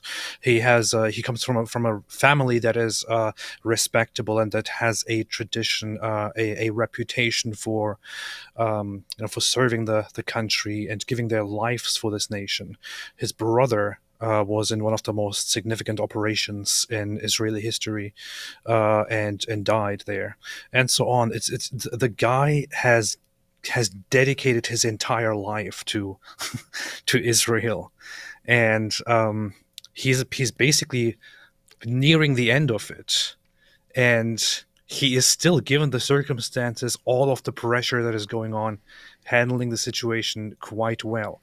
Like many other people, I would say, many people think that he is a little bit, at least, to blame for October 7, for what happened on October 7, because he and others let the guard down and didn't take serious advice seriously. And then, of course, there were some corruption and financial issues that were ongoing, but they are not on such a level that he would, I don't know, be prosecuted and go to prison if he wasn't the prime minister or anything like that. I think this is a ridiculous amount of speculation, and it's also extremely disrespectful. Yeah, and I gave my perspective yesterday. Netanyahu now has popularity issues. There are going to be the issues of, once the dust has settled, literally and figuratively, from this war, they're going to have to get into there was a massive failure of security on October 7th, and who's going to be responsible for that? And so there are going to be some issues. Doesn't look like he's going to have some long future in politics after that, whatever happens. So to me, it looks like his actual position is, okay, you're right. My career is going to be, pretty much over after this, but I'm going to get this done. No matter what else happens, I'm going to get this done. I'm not going to leave and let Hamas still be a thing. I'm not going to leave and they're still holding hostages or something like that. Or, I grant an easy ceasefire, get the hostages back, and Hamas is just prepping for the next attack. So to me, it looks like I'm gonna deal with Hamas. I'm gonna completely wipe them out, and I'm going to make sure Hezbollah stops attacking us, and then I'm done. But I'm gonna leave having handled a really important issue right now. That's what it looks like to me. And so, but the Fonz has a different perspective. We've had several people point out the pants. It's funny because I hadn't noticed, but yeah, he's got green pants and he's got blue socks with, like, what is that, a snake wrapped around there? I don't know. I can't tell. But yep, he is confident in his coolness. It's kind of cute. Yeah. It is kind of adorable. It doesn't really match though, but yeah. If he had black socks, I don't know. Don't know what's in a person's heart. Whether that's true or not, you can still be supportive of the decisions he's making, which I am. Okay. It's very naive, I think, that this could go any other way. Right. And any other country in the world would not be expected to act any differently. If you get attacked, you get to fight back. And the war doesn't end when you start fighting back, which they always want with Israel. When somebody... You know what? A lot of what you're saying is true. However, I think that, there are parents, there are families that are hurting because the hostages are not. Yes, and it's the job of... He just pointed out. He did? I'm thinking, because I didn't really So his emphasis here is that your focus should be on getting the hostages back safely. That's basically the position of the protesters, right, in Israel. Yeah. I mean, you could have different kind of protesters and so on, but when we see the big protests in Israel calling for ceasefire, it's not just, hey, we want to get this over with. The big thrust seems to be, hey, whatever deal you have to make with Hamas to get the hostages that are still alive back before they're killed, do it. If Hamas says let us go and we'll give you the hostages back, then do it. There are people who are saying that. Versus you have other people who are protesting who just want Israel wiped out, and that's why after any time the fighting starts, even if it's started by Hamas or something like that, as soon as Israel starts retaliating, then it's ceasefire. Sound that base. I don't know what else he's going to point out here, but there it just sounds like he's saying, okay, give these guys the deal they want if it gets back your hostages safely. And we've talked about that before. That's not what I would do. I would make sure that Hamas is completely, totally crushed. I think that is the long-term better avenue. But I don't think it's weird or insane to be saying, hey, get the hostages back. Make whatever deal with them. Deal with these guys later, but get your hostages back. I see that because guess what?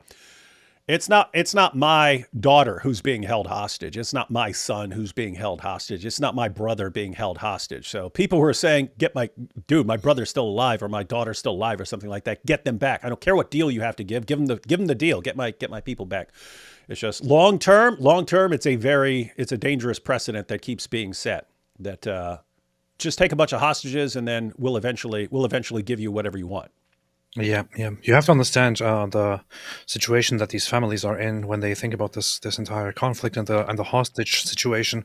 It's like a bunch of criminals take over a building and take a bunch of hostages, and you get more and more news that the hostages are being executed by these terrorists. Especially recently, several weeks ago, when they executed several of the hostages, and then even openly said that they executed them and that they will execute any hostages that were, if they see that the IDF is approaching and trying a rescue mission.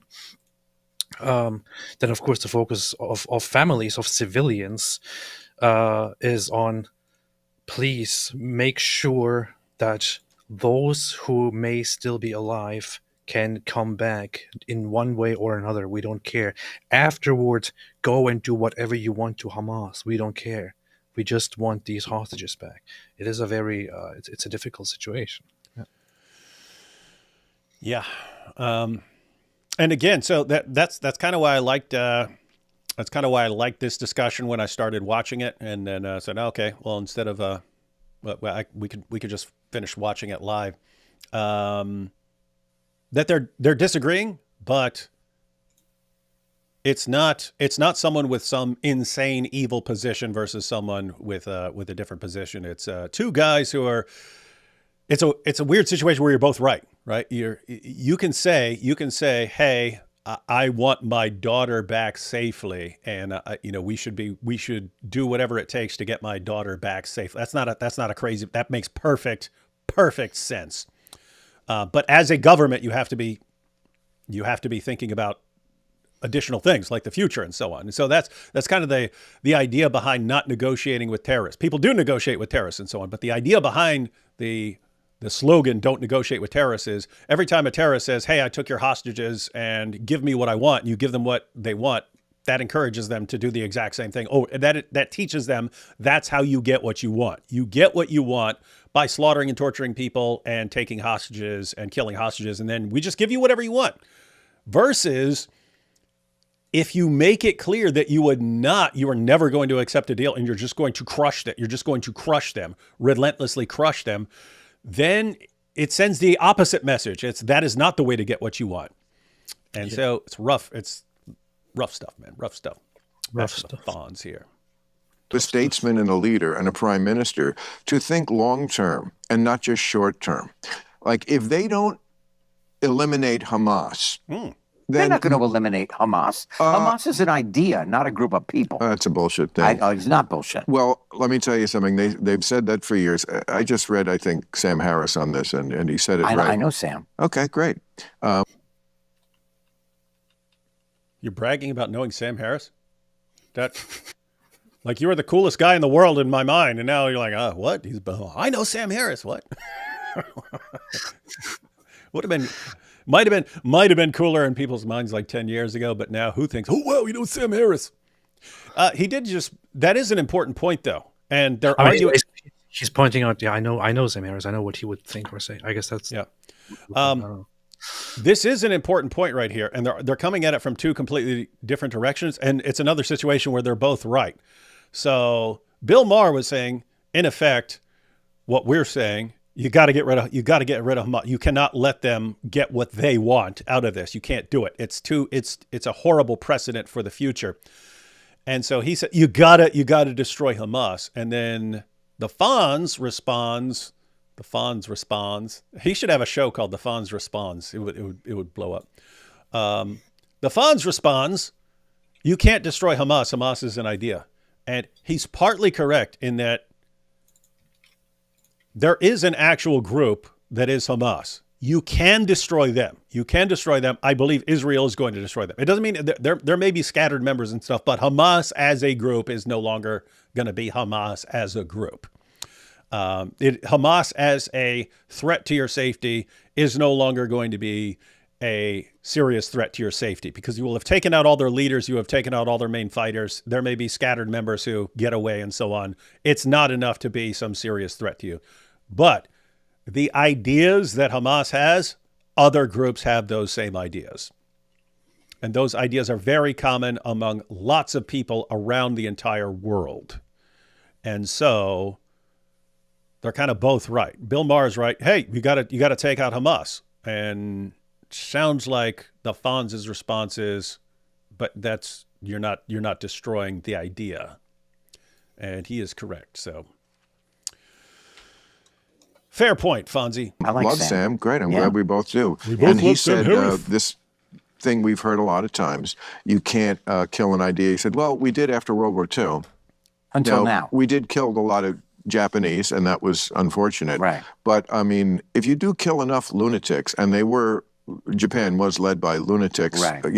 Died to the last person. And a lot. They're both agreeing that Japan was led by lunatics.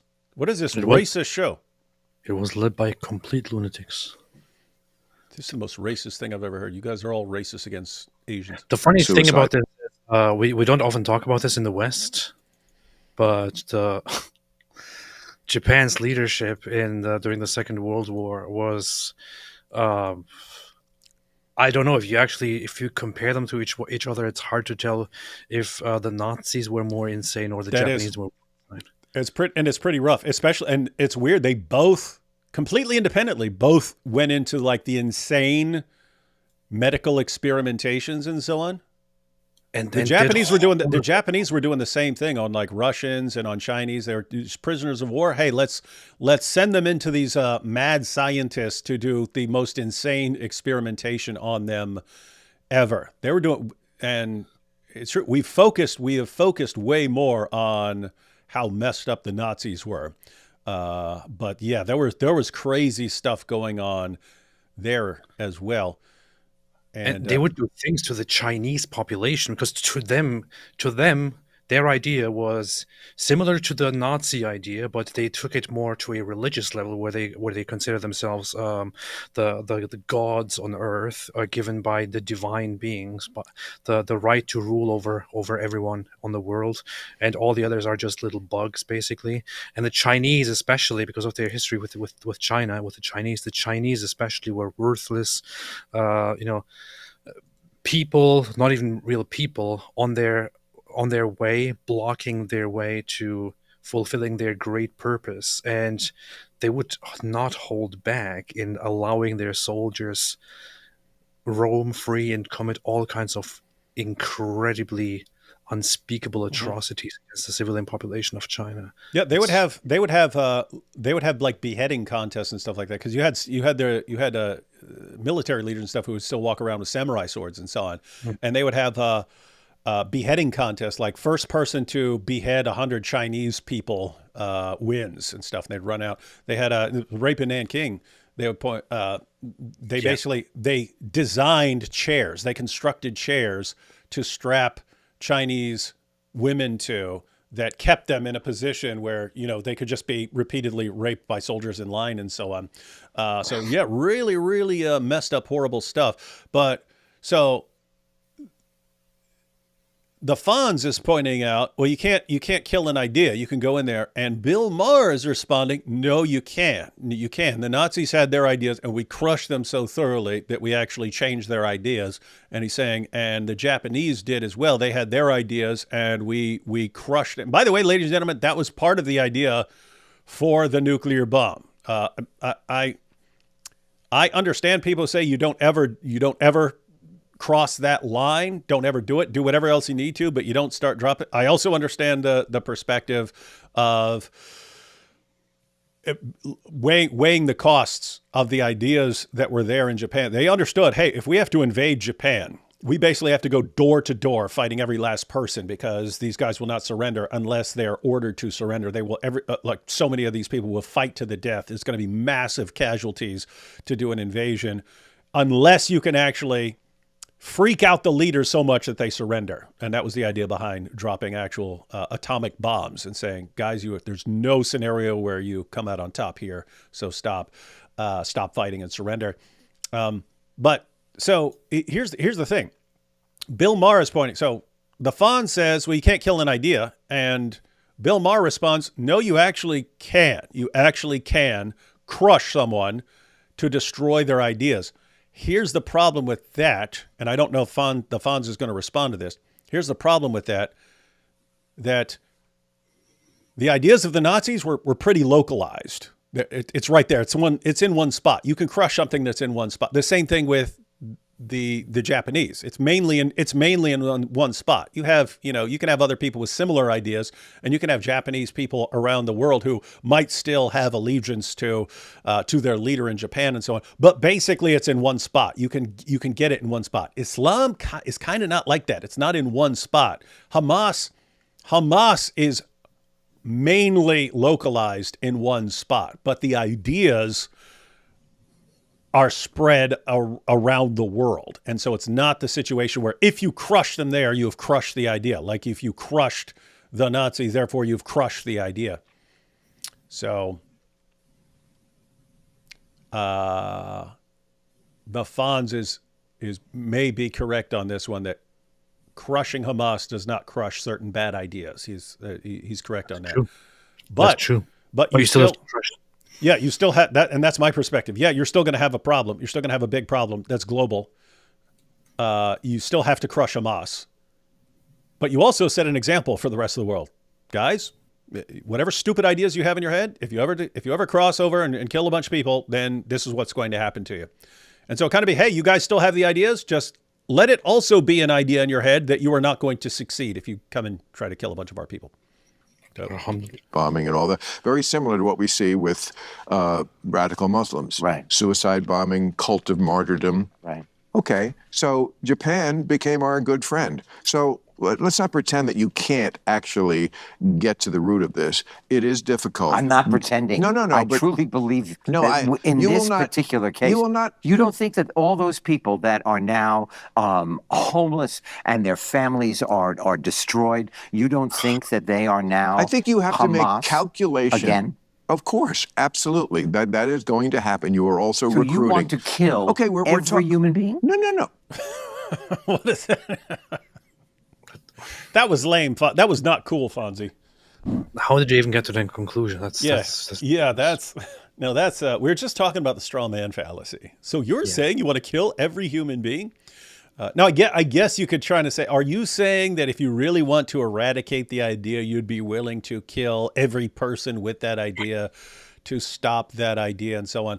But so, I mean, the Fonz is making, before that stupidity, he was making an important point, namely, okay, suppose you kill every Hamas jihadi, you've upset a lot of people in the area, and that's going to be the soil for the next crop of jihadis who want to slaughter Jews. But even that's like an understatement, because you still have the global population that wants to that is more upset about Israel right now. So yeah, these are all legitimate issues, and I think AP and I still have the same perspective. Okay, yeah, these are all concerns. You're going to have to deal with those in the future. You still have to crush Hamas. You have to do it. You absolutely have to crush them. Absolutely have to crush them and humiliate them. Destroy them. The thing is, well, there are two things that I want to disagree on with this guy. One of those is this whole idea that, because of this war and people will be homeless and this will just turn them into extremists. Okay, yeah, we know that this will make people upset and drive some people toward extremism. However, it's not like this is something that just that happened because Israel, I don't know, fought them or bombed them or whatever. The Palestinian Arab population started out like that. They weren't radicalized. They started out like that. They were radicalized, if by anyone, they were radicalized by their own leaders, by their own religious leaders, by their own societies, and so on. Israel's response in this war is merely a response to their radicalization. If now this response by Israel, which is a necessary response, leads to more radicalization, then this is not Israel's fault. There is nothing else you can do about this. The other issue is that Hamas is not the only problem. There are lots of elements inside Palestinian society that are, first off, there are different political and militant organizations. Palestinian Islamic Jihad, PIJ, is the second largest Islamist group inside Gaza. Nobody ever talks about them, but they participated prominently in October 7. And you could say that they are more extreme even than Hamas in a way.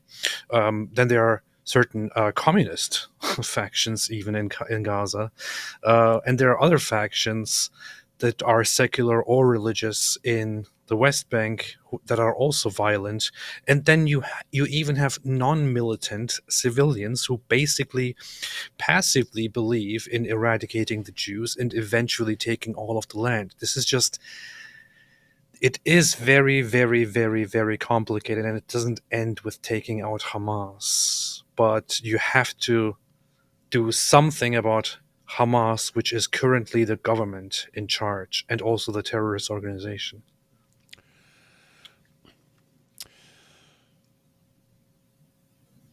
Yeah, trying to, both these guys are making,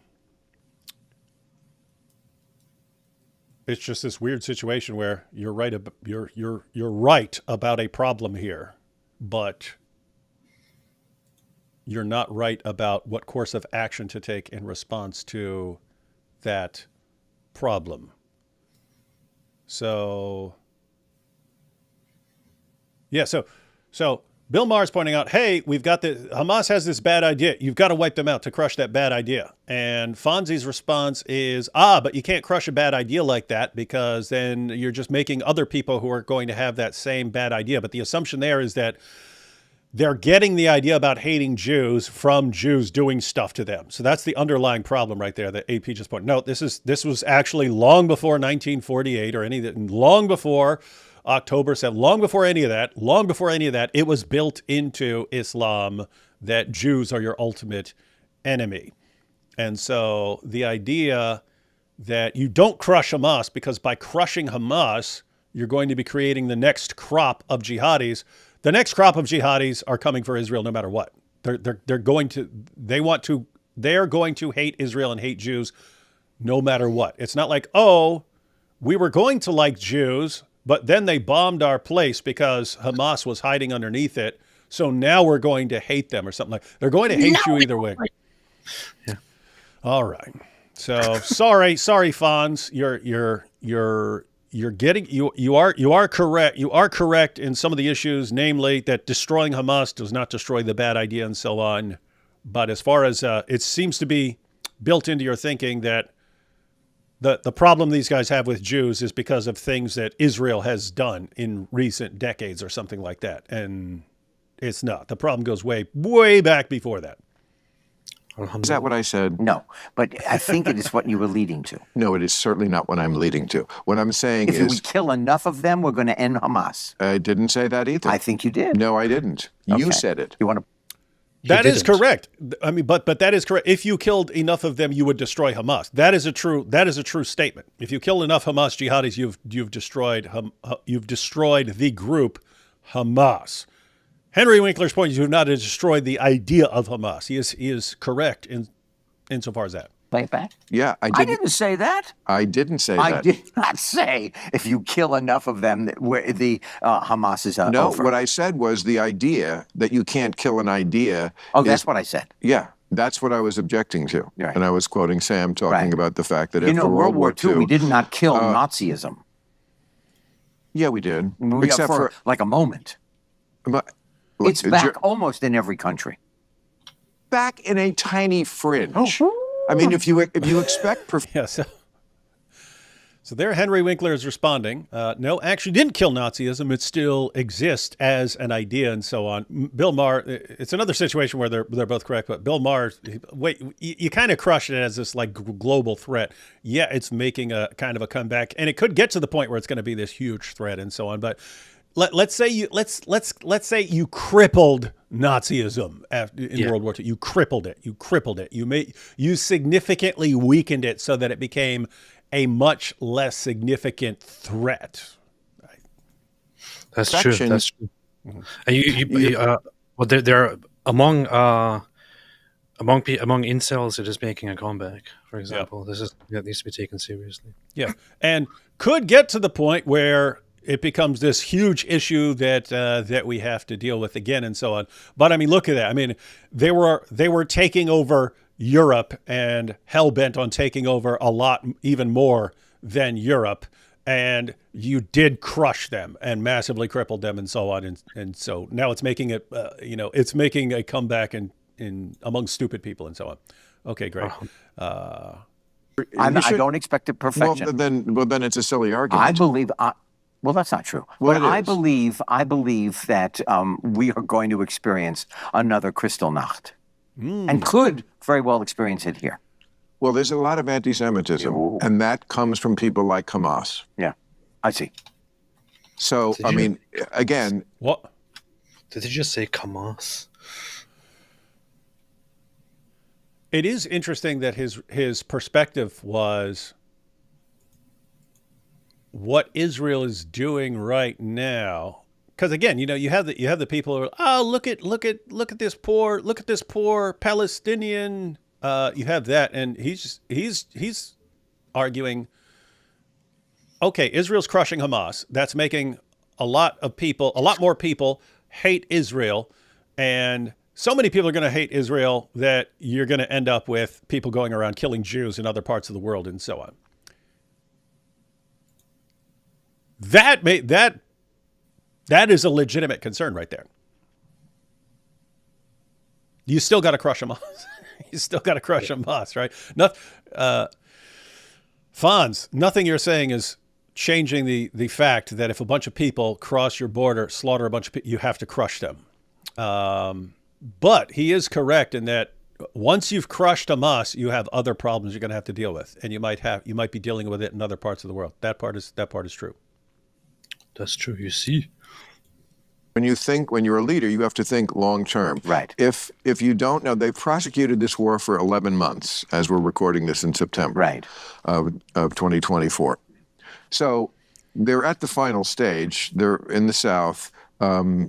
Yes, there are probably still, I don't know, 80, 90 hostages left. Right, 100. It's horrible to think of the situation they've been in, and if we can't get them out. Words, again, if I could just finish. Yes, go right ahead. Let him finish there. Oh, by the way, we're like almost 2 weeks away from October 7th. Interesting going. I don't feel good about that at all. It's I can imagine that there is going to be there will be a lot of horrible scenes to see. I hope I will be I hope I will be proven wrong, but I can count on a lot of horrible people out there engaging in horrible means to remember October 7. So you're saying it's gonna. You think it'll be beyond protesters, that people are going to treat like October. You're thinking it may happen that there will be people who treat October 7th like an anniversary to celebrate by going around and doing some bad things. I mean, even if it's just glorifying October 7 and walking around and having mass demonstrations to remember October 7 as if it was something good. There is nothing at all that is praiseworthy about October 7th. It's one thing for some people out there who are ignorant or hateful, whatever it is, to go out and say, free Palestine, oppression end occupation, and so on. That is one thing, but going out and explicitly celebrating October 7 would be just messed up and evil on a whole different level. Because it was not. October 7 is not about free Palestine, stop the occupation. It is about celebrating a day where primarily Islamist terrorists, together with certain other terrorists, poured into Israel and deliberately targeted and massacred and tortured and raped and abducted and held so many civilians. It was not a military operation against military targets. It was mostly against civilians, including kidnapping a baby that is 7 months old. We don't know if that baby is still alive now or not. Going from house to house and shooting innocent civilians and so on. Every day that since October 7 that I see people comment online on this whole conflict, I feel like I want to give up all hope for humanity and just stop talking about anything that is out there. Because humanity is obviously really, really messed up and sick. But if I don't know if I can really take it seeing people actually celebrate October 7. Yeah, we're gonna I don't know. We're gonna find out here very soon what happens. You have to think in terms of long-term and numbers. Like those 100 people, we wouldn't want anyone to die, but what if we let Hamas off the hook and then it gets worse and 10,000 die? That's how... 10,000... Well, in the future. In other words, if they are able to stage more attacks. I see. 10,000 more Israelis. You've got... Yeah, so guys, this is... Exactly. Same point I've been making. Yes, you do have to be. Hey, if you could save 100 people, that is a very important consideration. If saving those 100 people leads to thousands more dying because you've just set a precedent of, hey, come and kill as many people as you can, and we'll let you off the hook if you take some hostages because we'll do anything to get those hostages back. You got to think. You got to think long term. Yes, you've gone this far for 11 months. Mm-hmm. And my question to people who have this argument is always, do you know what's going on really underneath Gaza in all the tunnels and how close they are? I do not know. I don't either. But you know who does know? The Israeli Defense Force. Now, are they perfect? Absolutely not. But again, they're not the ones purposely killing civilians. They try not to kill civilians. If you can't understand that difference morally, then you're very morally confused. Are you watching the same footage I'm watching? You think they are trying to kill civilians? I think that it is indiscriminate. That's... Shut up, man. Come on, shut your mouth. Shut up. You don't know anything. That's the thing. If someone wanted to say, try to be more careful or try to be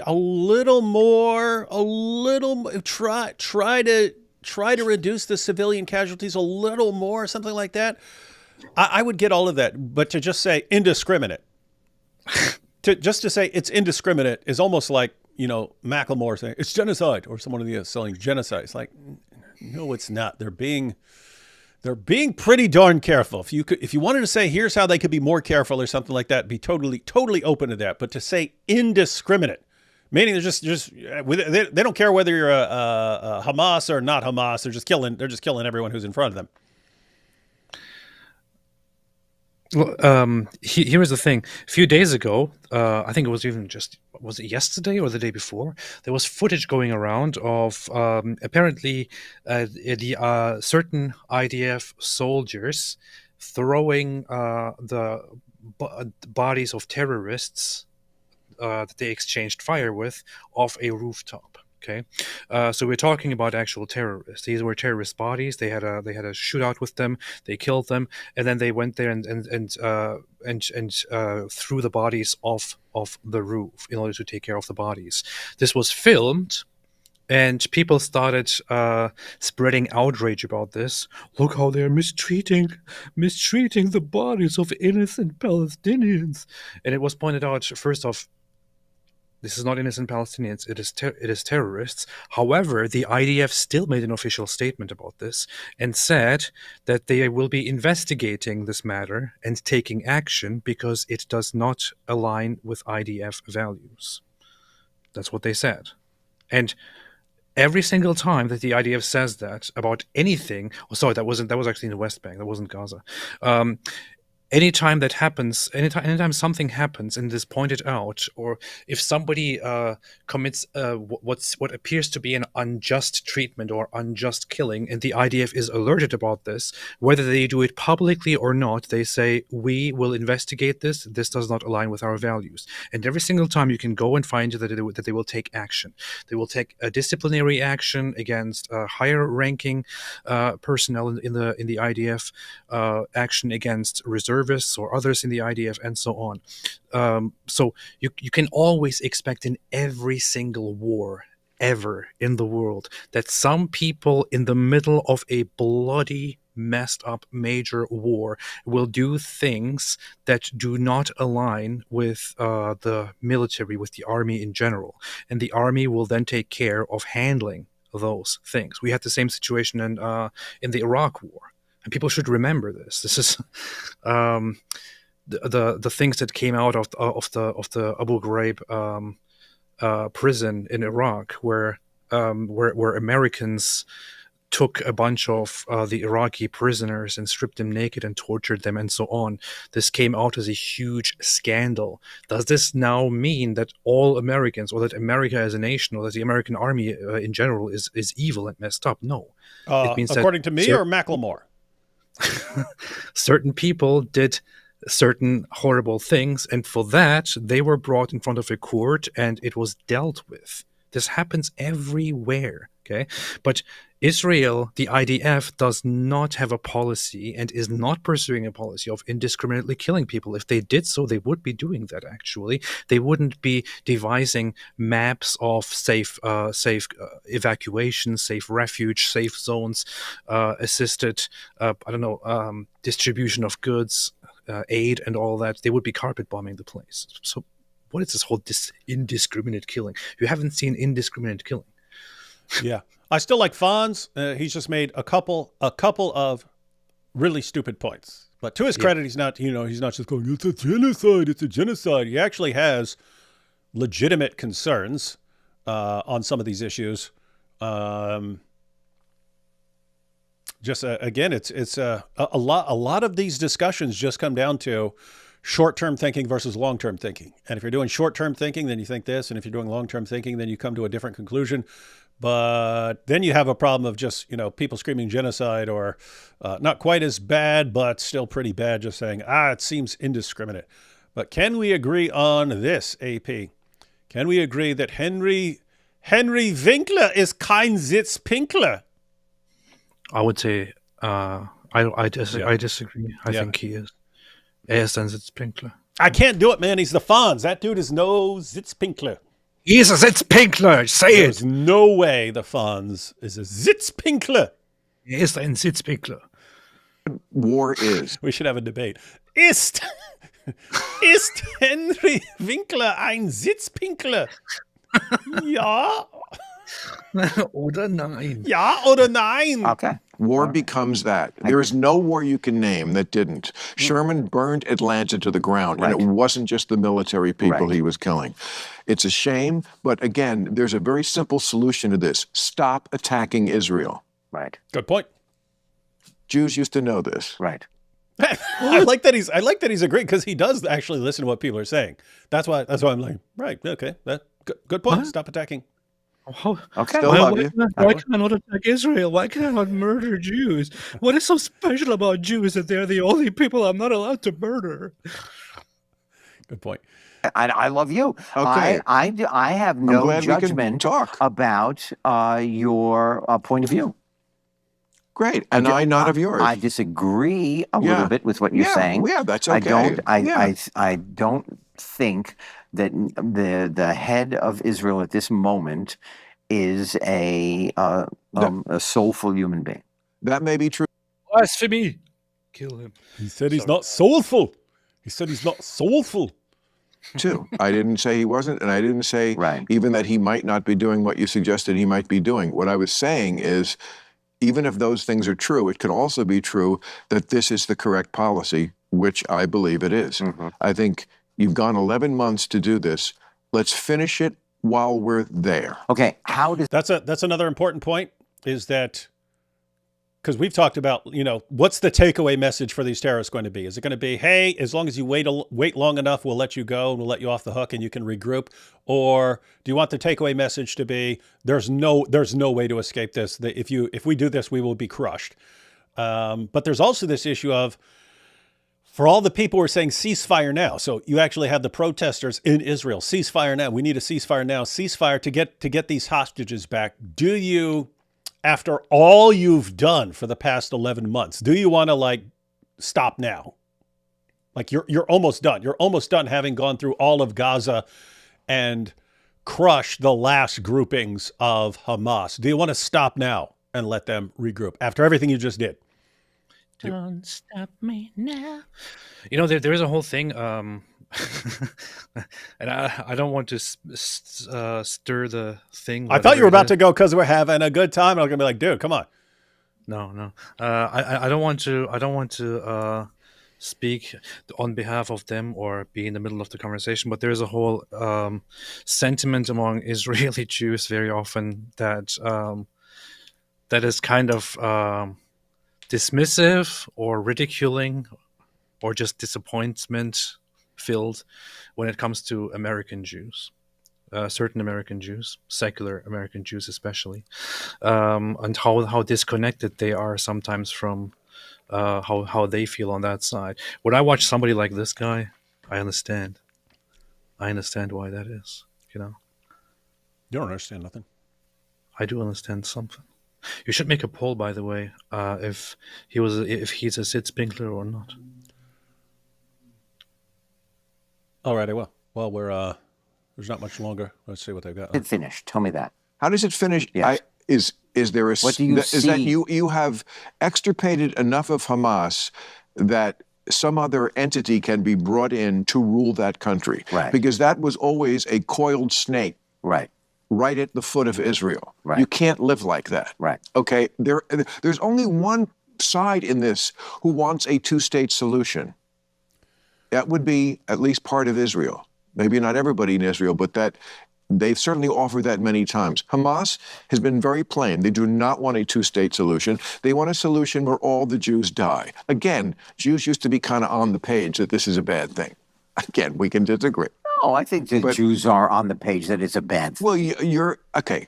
Let's just say I'm not even a Jew. Right. But let's just say you're more But equivocal about it than I am. You are an atheist. Yes. That's right. Sure. Yes. And I went and we. Right. He says, you're an atheist. Yeah. I want to back. What is Henry Yeah. Winkler? I know he's Jew, but is he like an atheist? Is he Jewish and atheist? I don't even know. I want to back this up. You might believe it. If he points out to him and says you're an atheist, and it sounds like Winkler, the Sitzpinkler, believes in Judaism. Yeah, and so he's like, so you're and to be clear, you're a donkey-brained atheist. How cool would it have been? Dude, that would have been legend status if he actually said, and you're a donkey-brained atheist, because we would know where that ultimately came from. Hey, AP, we started the poll. It's at 86% who say the Fonz is, in fact, a Sitzpinkler. Oh, boy. That's not good. That's not good. All right. This is a bad thing. Again, we can disagree. Oh, I think the Jews are on the page that it's a bad thing. Well, you're okay.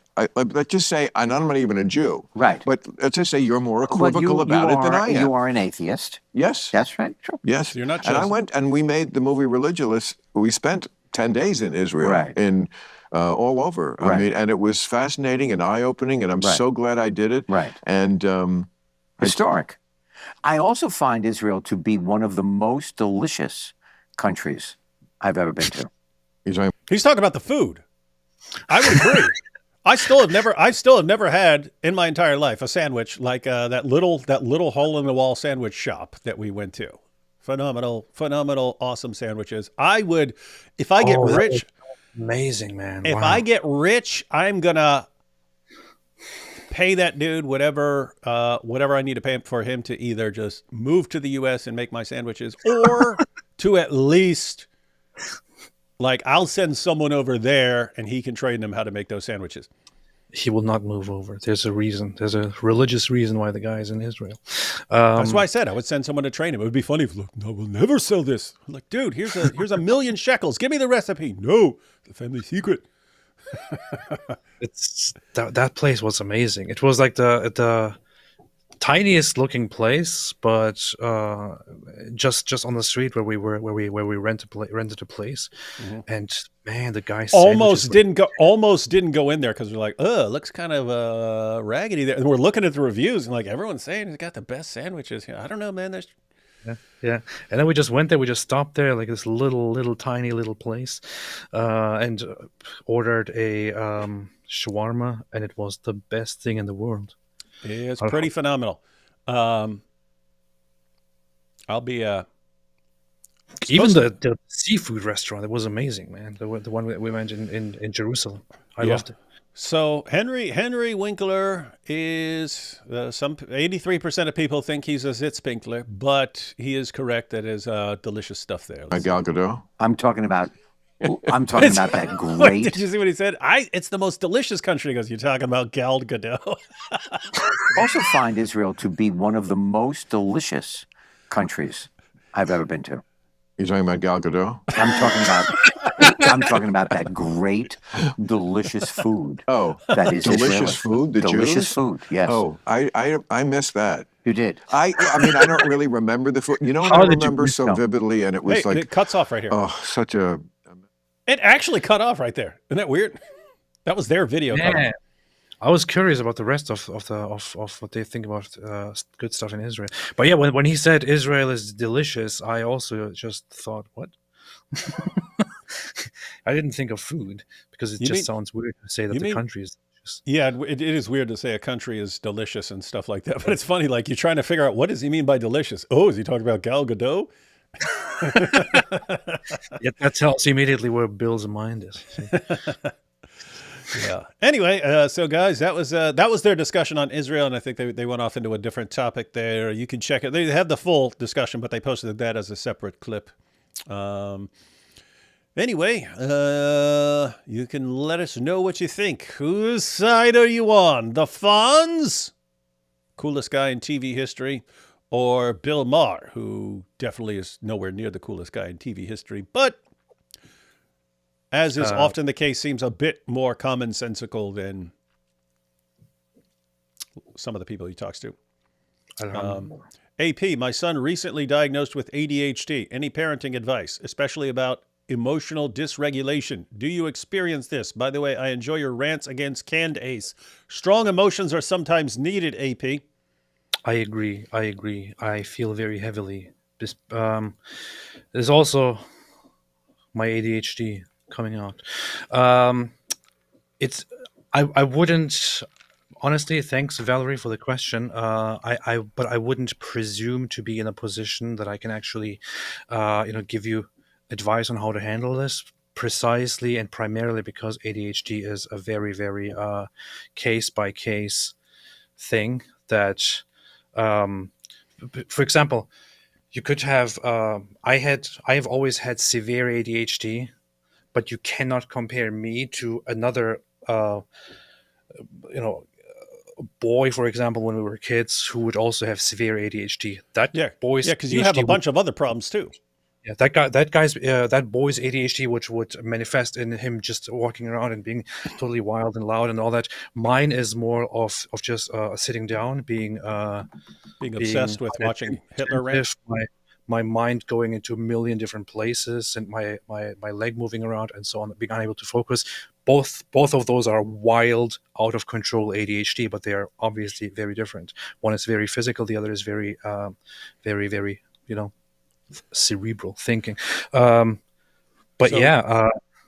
you're saying find a good specialist and get that specialist to examine all the particulars of that particular case, and then go with that person's advice who's examined everything.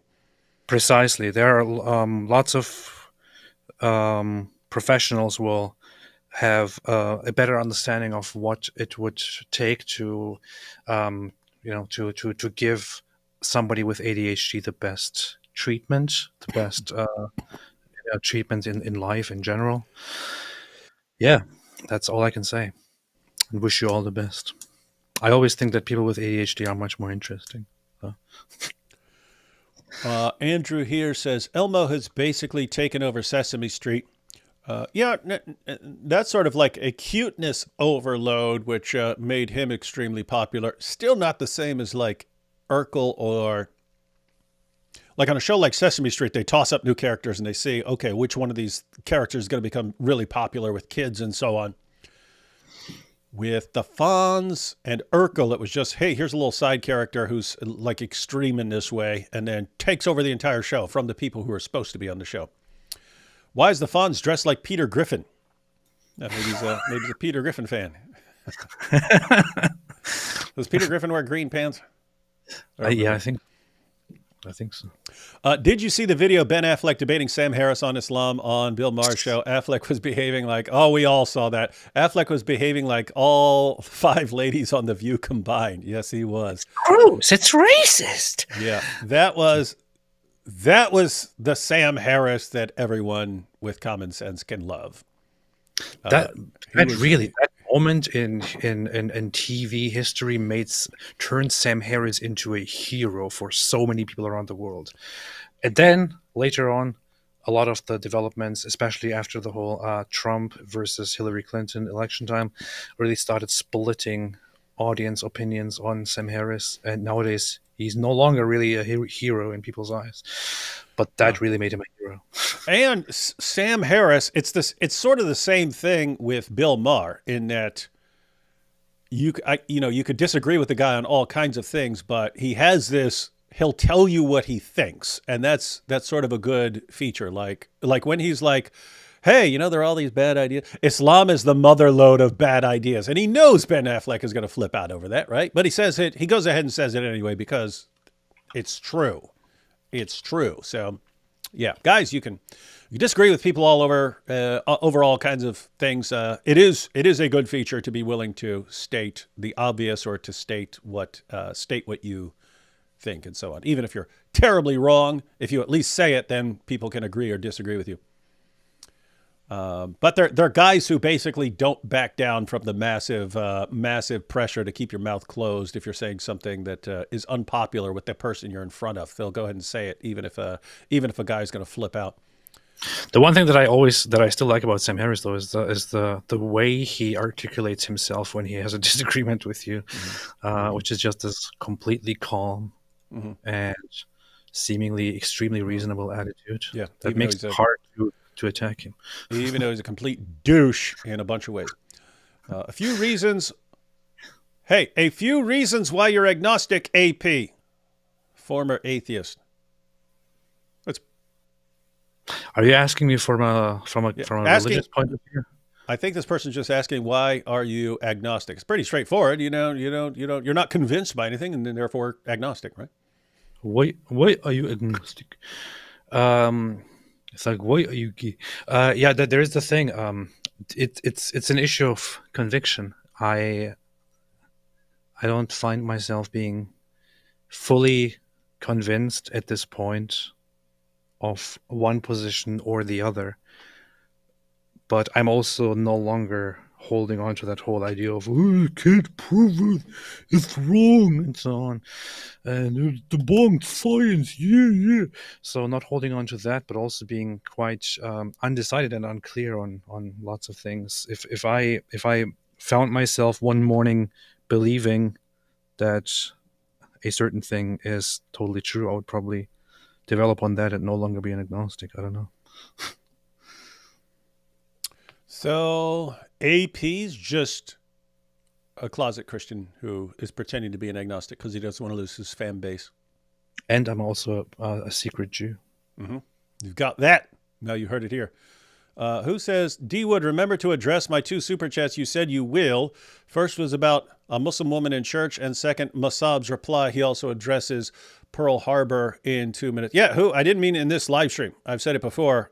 When I don't pull up clips while I'm live. I actually download them, stuff like that.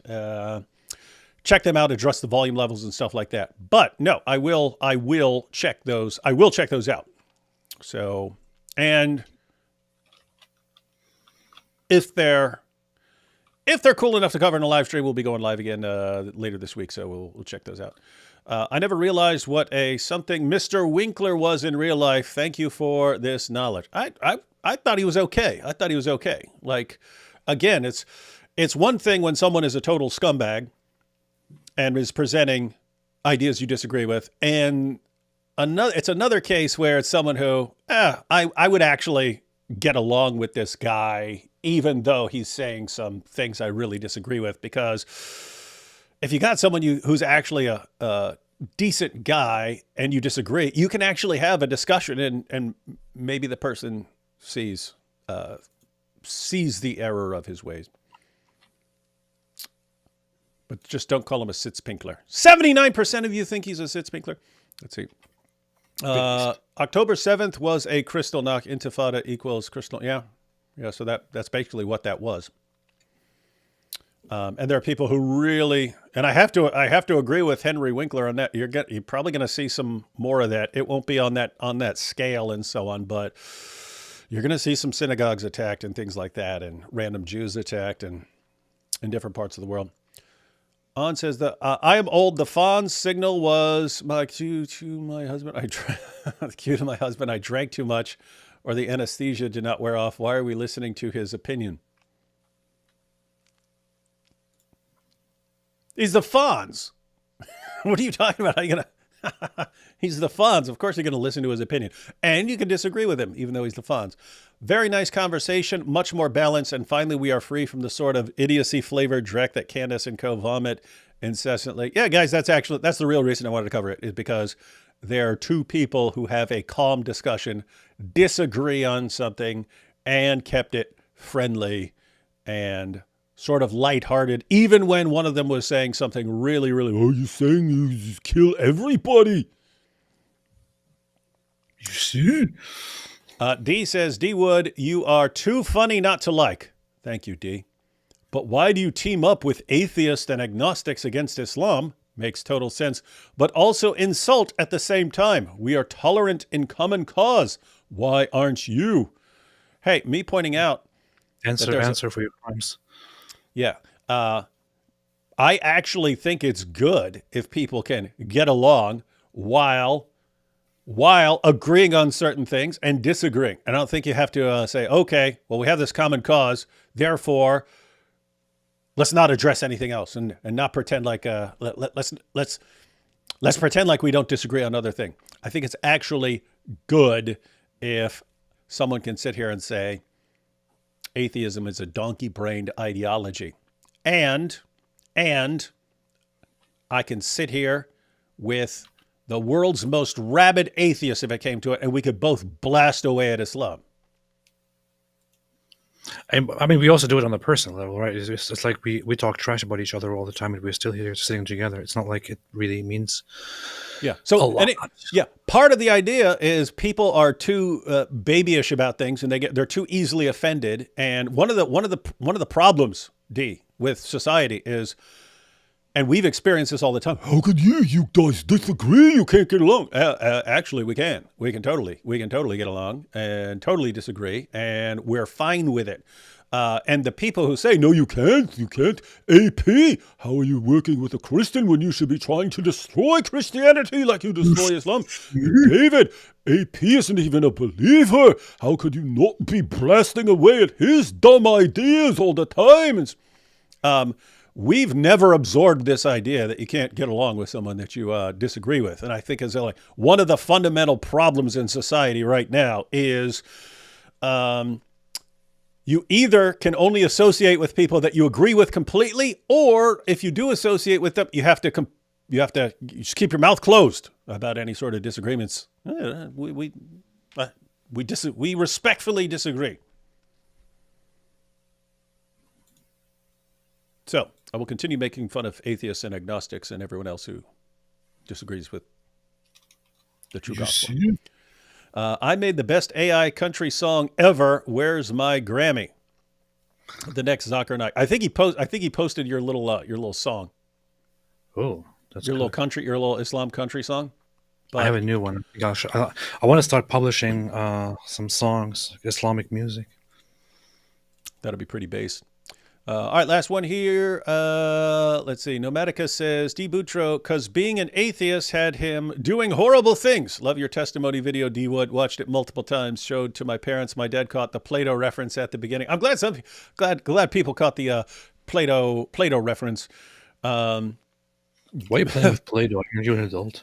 It's actually funny. I have gotten responses from atheists going, "Oh, he's just copying Plato's allegory of the cave without giving credit."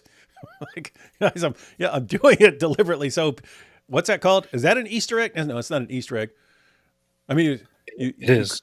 Oh, that's an Easter egg. That's an Easter egg. Yeah. So it's for people who actually know it to go, oh, I see what he's doing there. Because it was one of the classes I took on Plato, and the professor was actually he was explaining how the action of the characters in a dialogue kind of connects to the topic, and he would map them out, and he would require us to map out.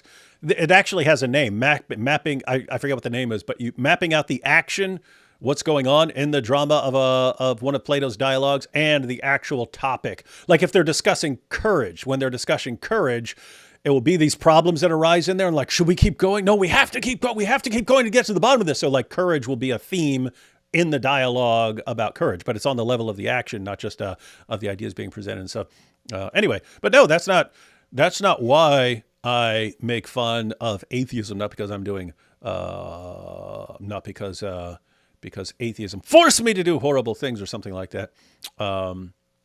It is actually. Yeah. A lot of it, guys, when I'm making fun of atheists, it's just, you have a lot of atheists out there who are like total babies when it comes to criticism. All atheists are babies. What are you talking about? Yeah. So, and what I don't like, because so guys, keep in mind, there are plenty of Christians and atheists who get along. I mean, I just made a video about this, how like atheists in the 80s and 90s tended to get, you had your like Madeline Murray O'Hare's occasionally and so on, but the vast majority of atheists got along with everyone else fine. They were like, oh, we will destroy you, we must humiliate you, and oh my goodness, religion will destroy the world if we don't stop it. They weren't like that. They got along, and I predicted it's actually gonna go back to that. What I don't like is the atheists who sit around all day going, hey, everyone's dumb except us, and if you don't join us, then you're dumb. You join us, you're smart. If you don't join us, you're dumb.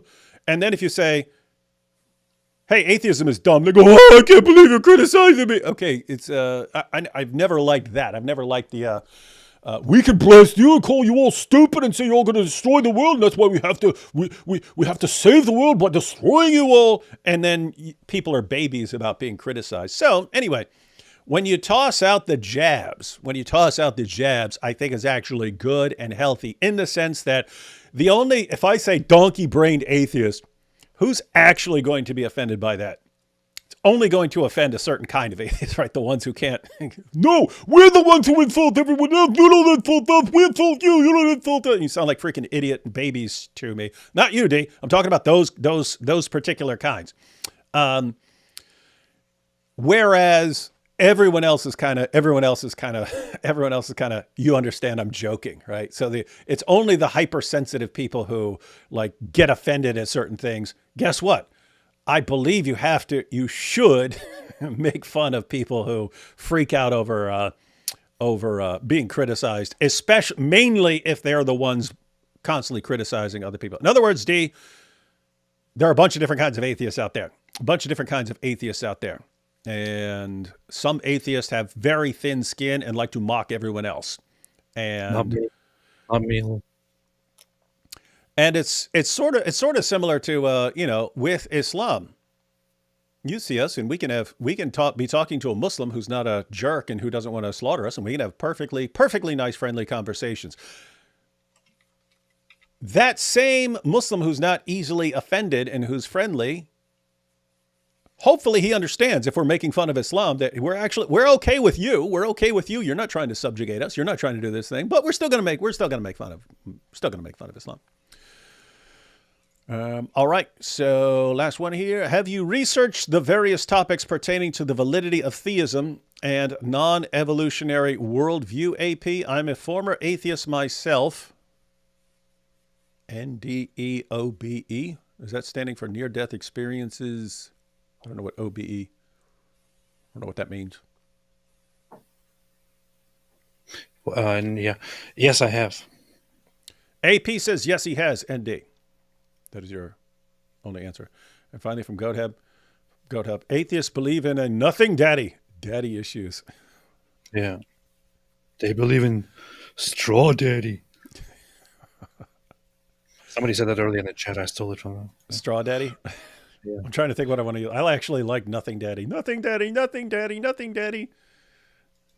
It's funny because there's that book by Paul Vitz, who's a psychologist, and he actually responded to Freud's theory, but it goes back to before Freud, but Freud wrote an entire book on it about how theists basically have daddy issues. You grow up and you have your father as like a protector that you respect, and you get older, but you still need that sort of father figure. And so you believe in like your father in heaven. You need someone watching over you. So he explained it in terms of psychology. Anyway, Paul Vitz actually did the research, and he wrote an entire book. He went through the most prominent theists, defenders of theism for the past couple centuries, and the most prominent anti-theists of the past couple centuries. And he did find correlations. He found that the most prominent defenders of theism for the past couple centuries, they tended to have good relationships with a father figure that they respected. And the anti-theists, almost to a person, had either no father or they had a father, but they didn't like grow up with one. They were abandoned. They had a father who had abandoned them or a father who was horribly abusive.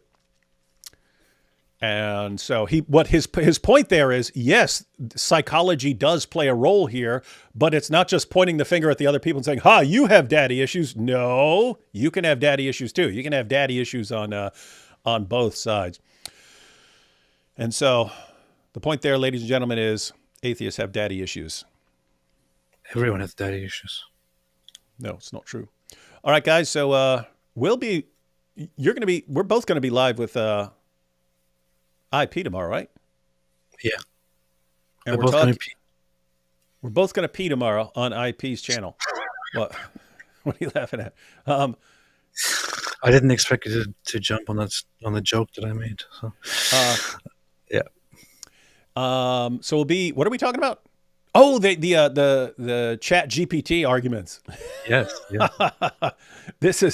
It's becoming awesome because back in the day when we didn't have the internet, you'd have this argument take off, like this argument from Scientific Miracles, and it would spread for decades before you could actually respond to it. And they admit that it's a stupid, terrible argument. It would take a long time to refute because you have someone like Zakir Naik giving the argument and he's talking to tens of thousands of people. And you're like trying to go around talking to people one at a time saying, "Hey, this is a bad argument." Very, very difficult to respond to things back then. Whereas now, because of the internet, now you can respond to things much more rapidly. And so you'll have something take off very quickly. ChatGPT is a Muslim. It says that Islam is true. And then it gets crushed very quickly. And so this is becoming very, very fun. Hey, do you know what this is? What sort of, is this some Turkish nonsense? That looks like, what is it, Czech, Polish? What is it? I don't know. All we know is that it's from Smiles to Jenna. I don't know.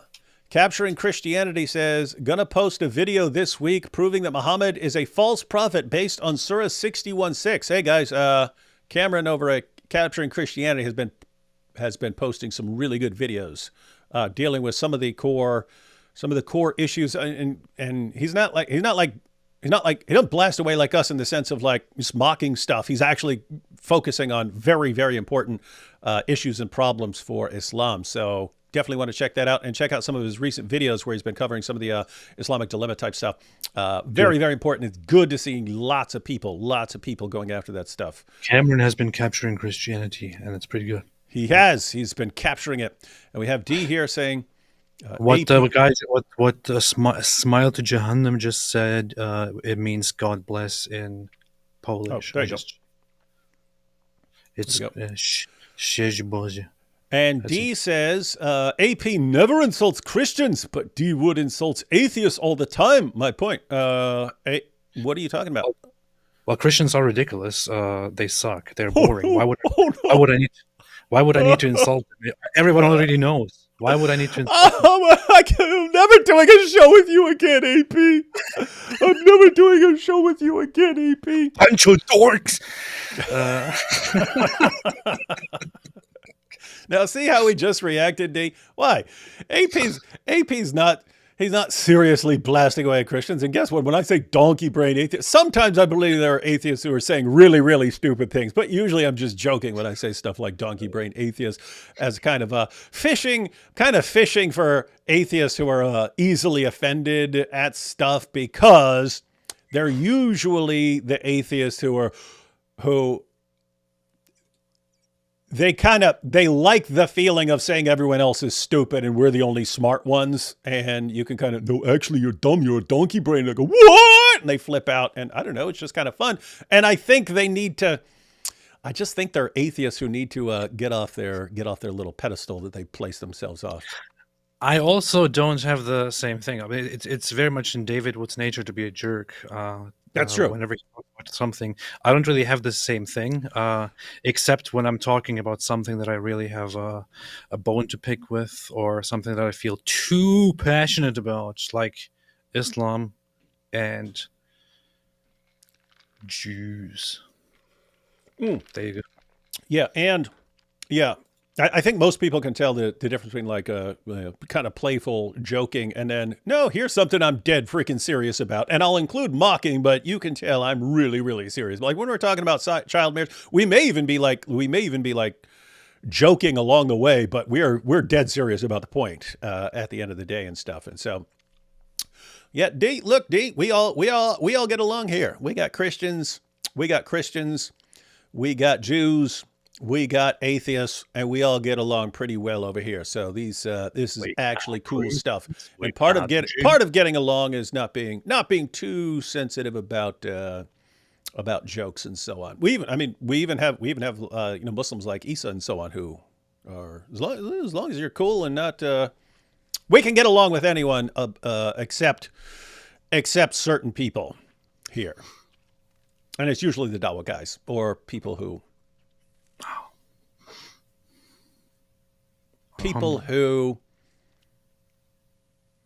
can't stand the thought of ever being criticized in any way. That's not you, D. You're asking questions and so on. You're asking questions about how David King too mercilessly mock donkey-brained atheists and so on here. I'm saying there are people here who like they've again, they put themselves on a pedestal in the sense of like, I've never, you're talking about, hey, if we're trying to get along, then maybe we shouldn't be doing this. But there are other people who are like, my position is superior. I'm better than everyone else. No one can challenge me. If they do, I must destroy them. And people like that need to get off their stupid high horse. Well, atheists are also kind of gay and all that. That's true. They're homos and they have peckers that are 1.8 inches like Muhammad. And that's why they're mad. They're mad at God for giving them. It's like, God, if you exist, why did you give me 1.8 inches? But you know what's the worst, though? You know what's the worst? What? Agnostics. Like, I don't know. I don't know what to do. And I'm too scared to pick a side in all this. I don't know. I'm ignorant. I define myself as ignorant. My entire worldview is I'm so ignorant and dumb. Sit here on this fence. It's Yeah, hurting pick me a from the pick a back side. down Make here. us take a stand, man. Take a stand, agnostics. Bunch of mule-brained agnostics out there. Andrew says, shared a funny satire of CNN talking about wave 3 of the pagers exploding ghosts. Hope you saw it on X. No, I didn't see it. I want to see that, though. Also love the Fonz, but seriously, the green trousers. Yeah, it's weird pulling off something like that, but you got to respect it as well. That is a man who is confident in his coolness. Like, I will walk in with the stupidest looking socks on the planet and the dumbest looking pants on the planet. You will still respect me because I'm the Fonz. Hey! And Michael here says, D Wood and AP, I'd rather worship Batman than Islam. Me too. I would prefer Batman over Islam. Islam would be the absolute bottom of the barrel as far as things that I would take seriously. All right, ladies and gentlemen, we will be on Inspiring Philosophy's channel tomorrow, going through the Chat GPT stuff, seeing those powerful arguments that have been. Who used that? Ali Dawah went with that. Sheikh Uthman did it. A bunch of the most popular Dawah guys all went with the Chat GPT says that Islam is true. It's as you see. The one Bobby guy. Oh, Bobby's perspective. There's something about Islam and ChatGPT is getting it right.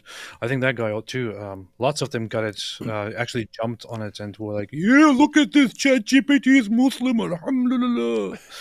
We're going to talk about that tomorrow. Yeah. Awesome stuff. So, guys, definitely tune into IP's channel tomorrow, and then we'll all pee together. Catch you next time. Inshallah. Stay away from